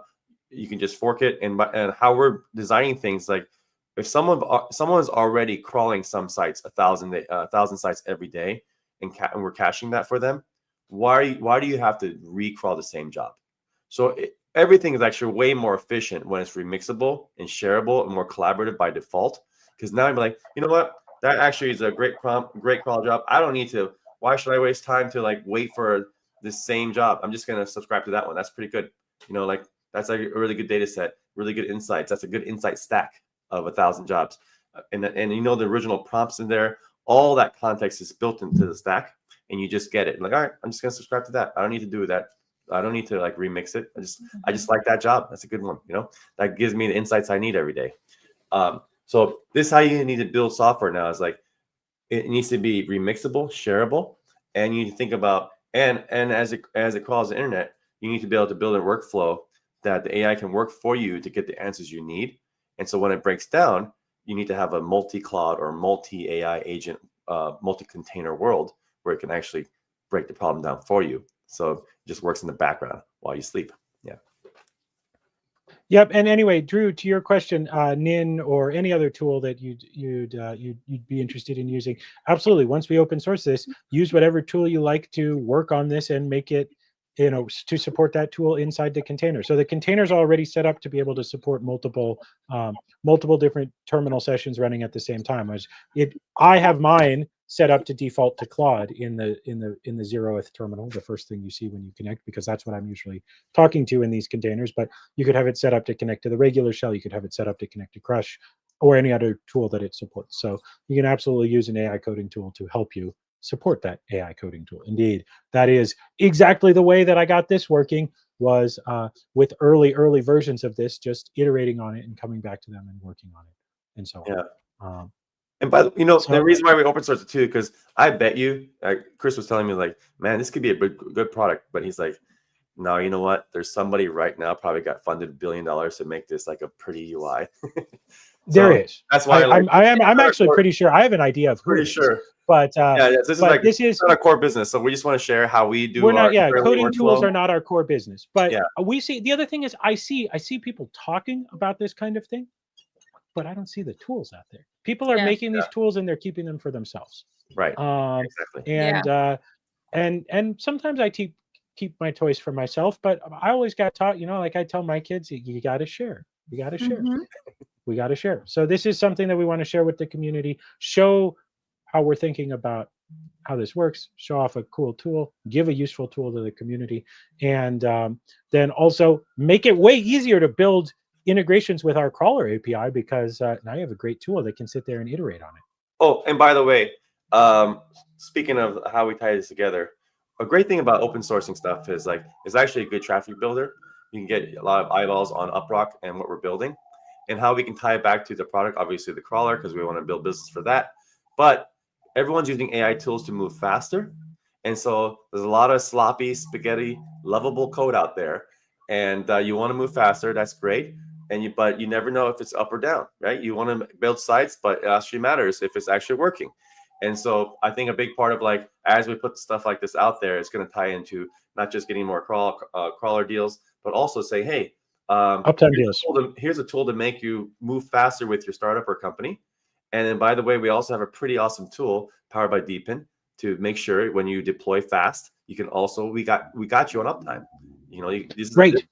This is it. We can actually. So this is the key part. I knew I forgot to say something. So right now, today, when I finish with something like this, you guys saw what I do is I ask it to do a review of the pull request, and I even showed that off as an example. But what I really wanted to do, is when I'm ready to deploy, ask it to deploy, but then instantaneously be using the Uptime network to go, as Jesse already said. I just deployed this new code and I tested it, and I did look at it myself. I know some people don't. I really do look at these pull requests myself every time. But I also, as soon as I deploy it, there might be something wrong with it. I actually want 100, 200, 500 real devices on different networks from around the world to load those changes I just made and make sure they work and they look good and they function properly on all those devices, on all those networks, all around the world. Because that's the only way I can really have confidence that it's all good. But yeah, so taking these kinds of ideas, but obviously the demo I just showed off was lots of green text on a black screen. By the way, I will be honest to whoever commented about that. My normal daily driver is kind of dark gray text on a light gray screen, because the how much contrast that bright green on black has is a little much for me. Although if I'm coding late at night, I might put on a little Daft Punk and go into homebrew mode. But I figured for a demo, you guys saw that was one of the configs that I had in my terminal config. So it is one of the ones I use. Yeah. But yeah, it's obviously the Insight Stack product will be visually designed by the excellent two above me, who will make it much more friendly for data uses. But that what we just showed off with Maestro is the foundation of it. I love that. Well, Harry, real quick, Girk says why coders don't like light mode, because bugs are drawn to light. Also, it burns my eyes. All right, so this will be open sourced. It's not yet on GitHub, or we're going to put this on GitHub. Yes. Yep. It's not yet on GitHub, but why don't you go ahead, guys? If you're in the chat and you're curious, follow. Go ahead, give us a follow, and you'll see it soon. So that's github.com/uprock.com. And keep your eyes peeled, because this will be open source. This will be available to you soon. It is. The instructions are pretty good, but you still need to be, a developer. Just even a couple of weeks will probably be good enough to like make it useful. But like I said, it's not really our core business, so we're not. It's not like that's right. So to be super make a bunch of fancy UI for this. If people out there want to take this open source thing and make a cool UI where anyone can actually have multi agents work for you, that'd be awesome. Maybe even want to do a UPT bounty for that. But this is not our core business. We use this ourselves just to move faster, and this is how we think about our workflows for everything, and also how we build crawler. So just like you guys have seen our Uptime product, when we were first showing off some pieces of that, we showed it off in terminals and that kind of stuff. Yeah. That's not the product that we release as a paying product for customers to pay us in our community. Yeah. Our Uptime product looks super slick. I know Jesse's already been working on some UI for how the crawling product is going to look. Yeah. But so this is showing off just like we did with that. This is some stuff we're open sourcing. This is some internal pieces that run in the terminal, that kind of thing. Yeah. What ships to customers is going to be beautiful, or at least pretty. Yeah. Yeah. It has to be. It's got to wow you, I think. Yeah, for sure. So that's the way it goes. All right, Yeah. that's a great demo. I thought we'd have more questions, but I think we haven't really had that many come in. Or just a lot of awe at the moment. So I'm sure next week we'll have more. But tune in next week, because next week we're going to get into crawler more. Yes, we'll do a demo on that. Yes. Next week we're going to dive deeper into crawler. Actually, the main reason I didn't dive deeper into crawler this week, you guys saw it running. And Jesse actually gave me some feedback. What was it? Yesterday, day before, whatever it was.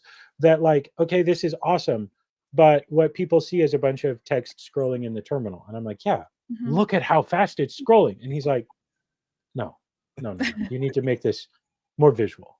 Yeah. Okay. So next week we'll do the what are we crawler streaming on a visual medium? Come on. So next week we will cook up some kind of a super simple UI that makes it easier to see how that's working. And the thing is, right now, this current version of crawler that's out there is much more geared towards developers. What we've just talked about is what's coming next, which is going to be much more geared towards everybody.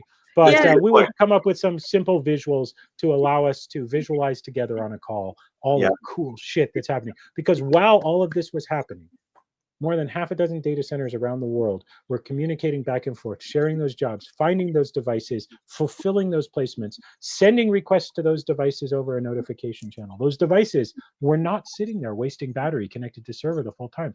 They got a job, they did their job, they sent their result, and then they were done. We used just a smidgen of battery, a tiny bit of your data. It got submitted back, it got filtered all the way back to our distributed data storage layer, and then this little script that I had running on my laptop was able to download those results, take the links out of them, and continue its crawl, all in just a couple seconds.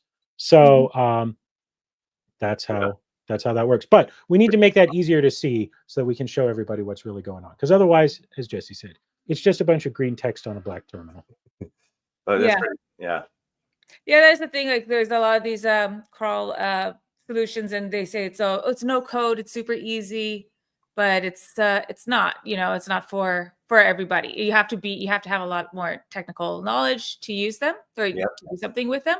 But if we can make that just actually no code, actually super easy you don't have to be a developer. You could be the marketer of your company, or you could, and not to say that marketers don't have technical know-how, but they do. But some don't.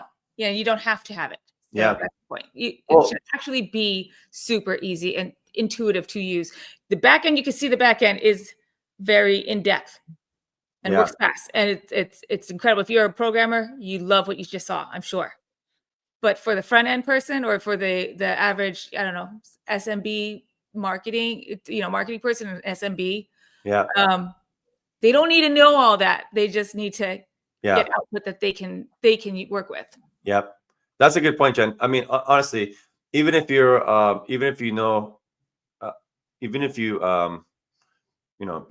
to code a website, you don't actually. It's a different skill to know how to be an expert, like a data scientist crawl job, because you can crawl the data. Maybe you know how to manage a proxy business. Like, you can go to a proxy site and run a bunch of proxies and scrape the data, and then, but actually, it's a whole nother business just to learn, like, okay, I got all this data from all these sites. So, like, how do I make that turn into something useful? So there's people who are just really good at that job, and that's what they did. That's what they do for enterprise companies. They just crawl Amazon and Target, and they come up with pricing strategies. They come up with like competitive strategies, or maybe they just want to like be informed with the world. There's many reasons why you do it, and so you have experts that do it, and it's also a pain in the ass to manage all those proxies, honestly, and we abstract away all of that. Everything with the insight stack is like ready to think knowledge capsule, ready to think, not ready to crawl, not ready to whatever. It's like ready to think. Like, let's just start talking about. Let's start asking questions. You shouldn't have to ever worry about parameters of like, how do I unblock this side, or how many proxies I need to use. That should never matter at all. It should just be ready to think insight stacks that you can start acting on, asking questions on. and be able to remix and share. This is the power. This is the power of where it's all going. So most crawl companies today, they spend too much time in this in-between period where it's like they're trying to cater to developers, and then you can tell by their product. The UI is all very terminal-ish looking, you know, and it's a lot of code, and you have to sample. It's like pseudo code, like you know, you just have to know a little bit. You actually shouldn't have to know code to actually use the product. That is not where it's going. It's either you want the low-level code, you can use the API. We have that. That's working. We want to get the 99.9% success rate. But if you don't actually want, but for everyone else, if you want to have like really low-level integration, you have the API, and it's going to be MCP too, so you can just work with your agents. But this middle gray area is useless. It's pointless. It's really just you need to. It's just knobs and buttons. It's panels and panels of knobs and buttons. And as cool as that looks in pictures, it's a giant pain in the ass to work with. You either want a high-level tool that works well, or you want, when you need a low-level tool, you also don't want knobs and buttons. At that point, you just need to be writing code, in which case you need a great code integration. And so this middle area is kind of useless. Yeah, it's useless. You just want to be able to get the actual, you want to build the site with the stack. You want to be able to ask questions from the stack. You know, you just want to actually make the decisions. You want to just get the insights in the morning when you wake up. You don't need to give a shit about the crawl job, actually. You just want to get the insights, right? That's actually what matters. So anyway, I think that was a great demo, and I'm excited to show you guys more over the next few weeks because the team is really cooking. And when we open source this, share the link again for the GitHub, Jen. Because, by the way, that also helps a lot if you guys follow it when we start sharing. And if you star it, then actually we show up in search results for our project for Uptime as well. We're going to use this tool to actually promote the Uptime product as well. So, yeah. And by the way, every deal we close goes back to the token. So this is why it matters so much and why we're so excited for having community help us promote everything we're building together. Yes, please follow. And also, if you guys are on, if you're watching this on, I sound like a YouTuber, subscribe to our channel, like the video. But if you're also on X, retweet it. Well, not retweet, repost it. Yeah. Share, please. But if you're going to share anyone, it would be this one because an awesome demo here. And it's just, and also next week, awesome demo. Keep an eye out for the ambassadors because I'm sure that we'll be seeing some recap videos and post threads from them. And there will be, I encourage you to share those too as well. All right, great. Thanks so much, Chris, for sharing that. Yes, absolutely. I see some questions, which it's almost question time. So guys, we'll get to those in just a moment. We actually don't have very many. So while we're on the topic, why don't we get into this? So Machine King asked, I know a programmer friend who could use that tool, but how do I describe it to him? What do I tell him? What does it do? I'm going to make a version of the demo I just did that's a little more polished, a little bit more, straightforward that we'll put up there. You can share that. But in a nutshell, it makes it sets up a Docker container with your coding tools, with your code, runs it all on your local machine, but completely isolated in a new branch, generating pull requests. You can then do pull request reviews on it using an existing tool like Copilot or your own pull request tool. We'll share some of ours as well.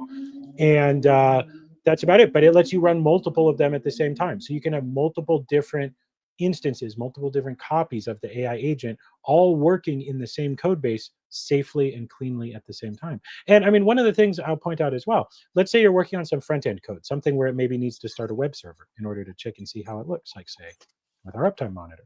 Well, even if you figure out a way of doing this on your machine, one way people do this is this thing called git work trees, where you're kind of making copies of the folder, but it's all still on your machine. There's several problems with that, but one of them is when you go to start the code, well, there's already another instance that's using that port on your machine, and there aren't duplicate ports. I mean, yes, you could write a script that then finds the next available port and tries to bind to that, but then you have all kinds of dependency issues. And also, what you really want to do, it's exactly a multi-agent sandbox. When you leave an agent running, I never trust agents to run on my machine. I never let agents execute commands on my machine without confirming the commands first. And neither should you, because it's incredibly dangerous. There are all kinds of injection attacks into this and so on. And so obviously with crypto, you should also use separate machines for your crypto stuff and your non-crypto stuff. I mean, if you only have one laptop, use a phone for your crypto wallet. It's definitely safer than running it on a laptop where you might be running code. But still, I'm in my instance, because this is not a crypto laptop, this is a work laptop, but I want to be able to let it run. But occasionally one of these agents will go really off script and will like completely trash my repo or delete a bunch of stuff, and then it's a huge pain in the ass to fix it all. So I want to manually confirm every command. But the thing is, for certain kinds of tasks, you have to see my video the other day about it. But for other kinds of tasks, you can just let it do its thing for a while. It's fine. But I want a place where it can do its thing. But if it all goes really, really wrong, I just delete the Docker container and start another instance of it and start over. And if anybody's sitting there thinking, man, wait a minute, couldn't you start like 3 agents all doing the same task at once and then ask a 4th agent to evaluate their output when they're all done and see which one did the best job? Yes, you could. It's awesome. Yeah. So you can get multiple opinions, essentially. You can have 3 agents all implement the same feature. And then when it's done, you have a 4th agent or a 4th and a 5th evaluate those 3 versions of the feature and tell you which one looks best. And then you just go manually review whichever one they said looks best. You don't even have to look at the ones that they said aren't good because they're probably not good. So it's a huge time saver, and it's a huge, bringing this all the way full circle. How do you effectively deploy more compute capacity to work for you? Because that's what we're really trying to do here. These AI agents are awesome. But I've seen this, heck, I've fallen into this trap from time to time. You start one and it's busy doing something and it's thinking. And so, I don't know, maybe you go check Instagram or X or something like that. Well, now you're not concentrating on code anymore. You're not in code mode. And you can't be doing anything else productive because it's fully utilizing that folder, that resource, and all of that. And this way, you can let them run in the background. You can focus on other things you need to focus on. You don't have to shift your focus to killing time. You shift your focus to another piece of the code that's running. Mm-hmm. As you saw, it lets you know when one of the agents needs attention. That's the one you go look at next. See what's happening. See what's been going on there. Yeah, that's awesome. No. Exactly. Yep. And I mean, honestly, it's for anything. Like you can have, let's say you're you want to have your site run, write 10 blog posts. You can literally have 10 agents write blog posts all day for you and do something more important. And then at the end, they review them, or even have an AI review your 10 blog posts and say which ones are the best ones, and then publish those. So it's what's interesting about all this is like, you would think these tools are readily available. They kind of organically just show up, but they're not. Everything with AI is kind of reactionary, where you have to prompt it first and get a response back. And it takes time to build it in a way where it can be automated and do something for you while you're doing something else. And those tools are not there. It's not moving as fast as you think. People are definitely building it. But Chris took the time to actually just do this for the team. It was awesome. That's how we move faster. And it's how we think about all the problems we want to solve with AI and move faster too, on behalf of the whole community. So yeah. Anyway, I think I'll leave it at that, because I think you guys give it a shot, try it out when we open source next week, and love to get your feedback on it. And anyone who wants to build a fancy UI for it, reach out to us. Maybe we'll give you some, actually let us know. Could be a good UPT bounty for our grant program. Yeah. I mean, that would be super cool. Moreover, you guys have seen just a taste of the crawler. Anybody who wants to start building on the crawler, who you're like, I want low-level integration. We are handing out API keys. Yes. Like Oprah. So let us know if you want to start building on the crawler. Yes. We're actively doing this right now with a few companies. So it's pretty exciting. Yeah. So yeah, what do we say about UpTober, guys? Yep. Yeah, lots of stuff going on. Okay, well, let's move on real quick before we call it a day. I just want to give a quick update or a reminder on I don't have the right screenshot here. It should be Walk with the Posse, but there is we talked about this last week with handing out API keys. Okay, yeah, last week with Deep Pioneers. Rika, you already have crawler API keys. You don't have to ask me for them. You can just go get them. But anyway, for everybody who's not Rika, you have to ask us for them. Rika doesn't have to ask her for anything. She is queen. She's the queen of the team. But she's also the one who's probably giving them out too. Anyway, the quick update with, I want to change this image because this is not the right image that I need to give you guys. I'll just move this for now. Which one? Oh. Well, because I have an update for here we go. Pioneers, walk with the posse. Oh, nice. Just a quick update, guys. So we talked about this last week. There is a new event happening with the Pioneers group and Moonwalk. It's a Moonwalk. The Pioneers group has a fitness group in Moonwalk, in the fitness app Moonwalk, and you just get active. So there's going to be a challenge for you to join. So not only help build engagement with the community, but also get healthy while you're doing it. So go do a catwalk with the posse. I'll give you the link here to learn more about it. And then go join it. Go join the group. I'm in there. There's prizes, rewards. Sasha's in there. You're literally walking for your bags. It's pretty good. Walk for your bags. And maybe get your legs all take your doggo for a walk. I take my doggo for a walk every evening. And if you're brave, take your cat for a walk and stay weird. I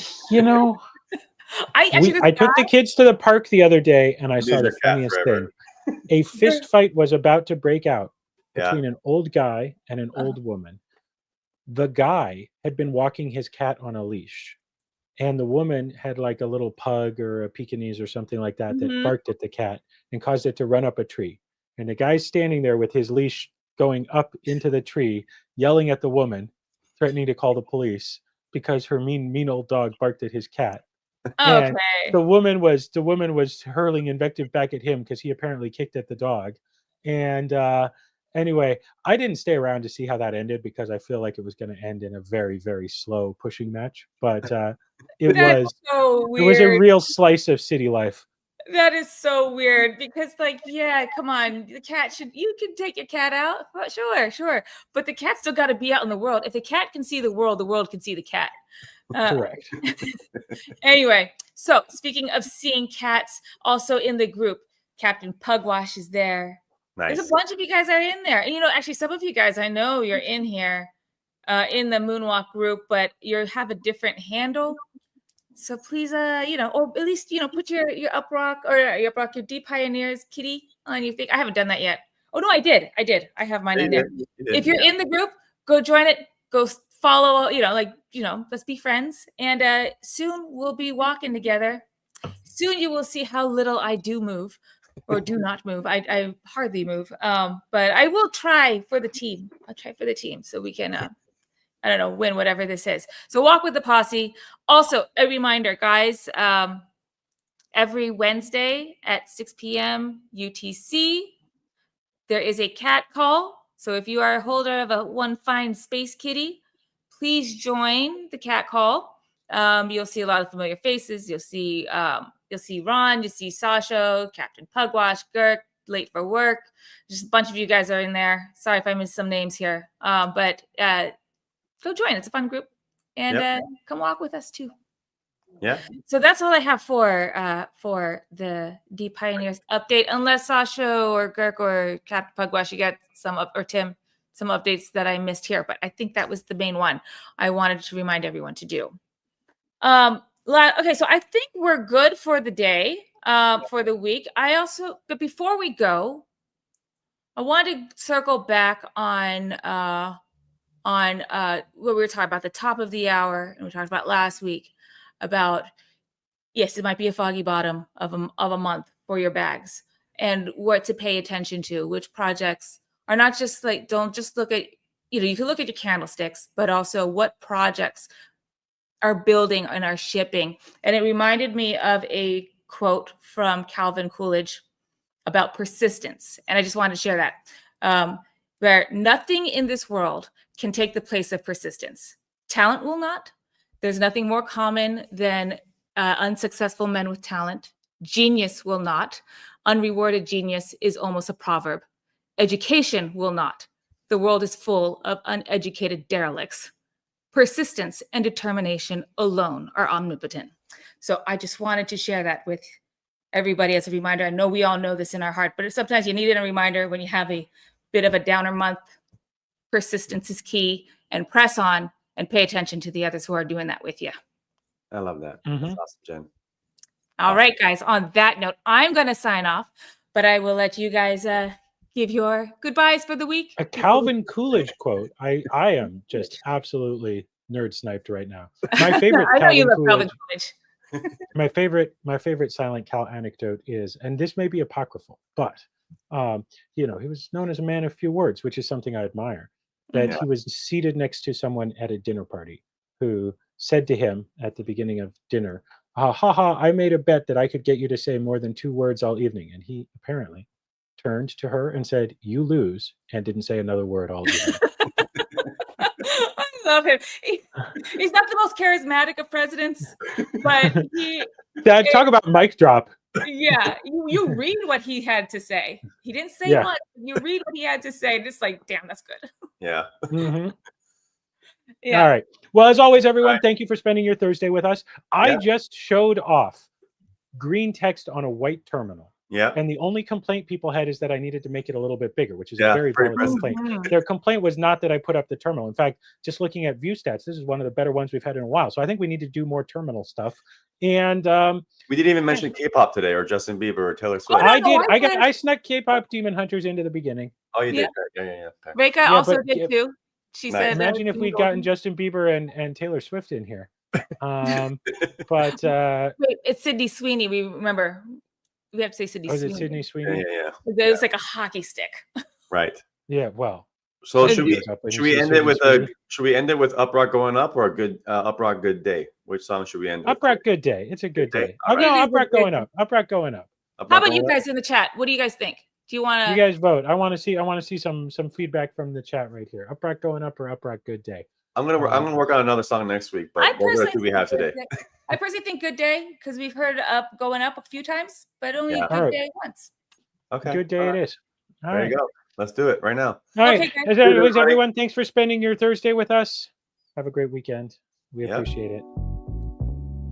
All right.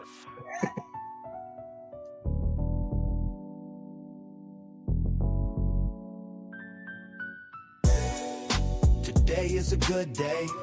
UpRock team is gonna launch day. We fought through the bugs, through the long delay. Now we rise up, finally lift off, hooray. Today is a good day. UpRock team is gonna launch day.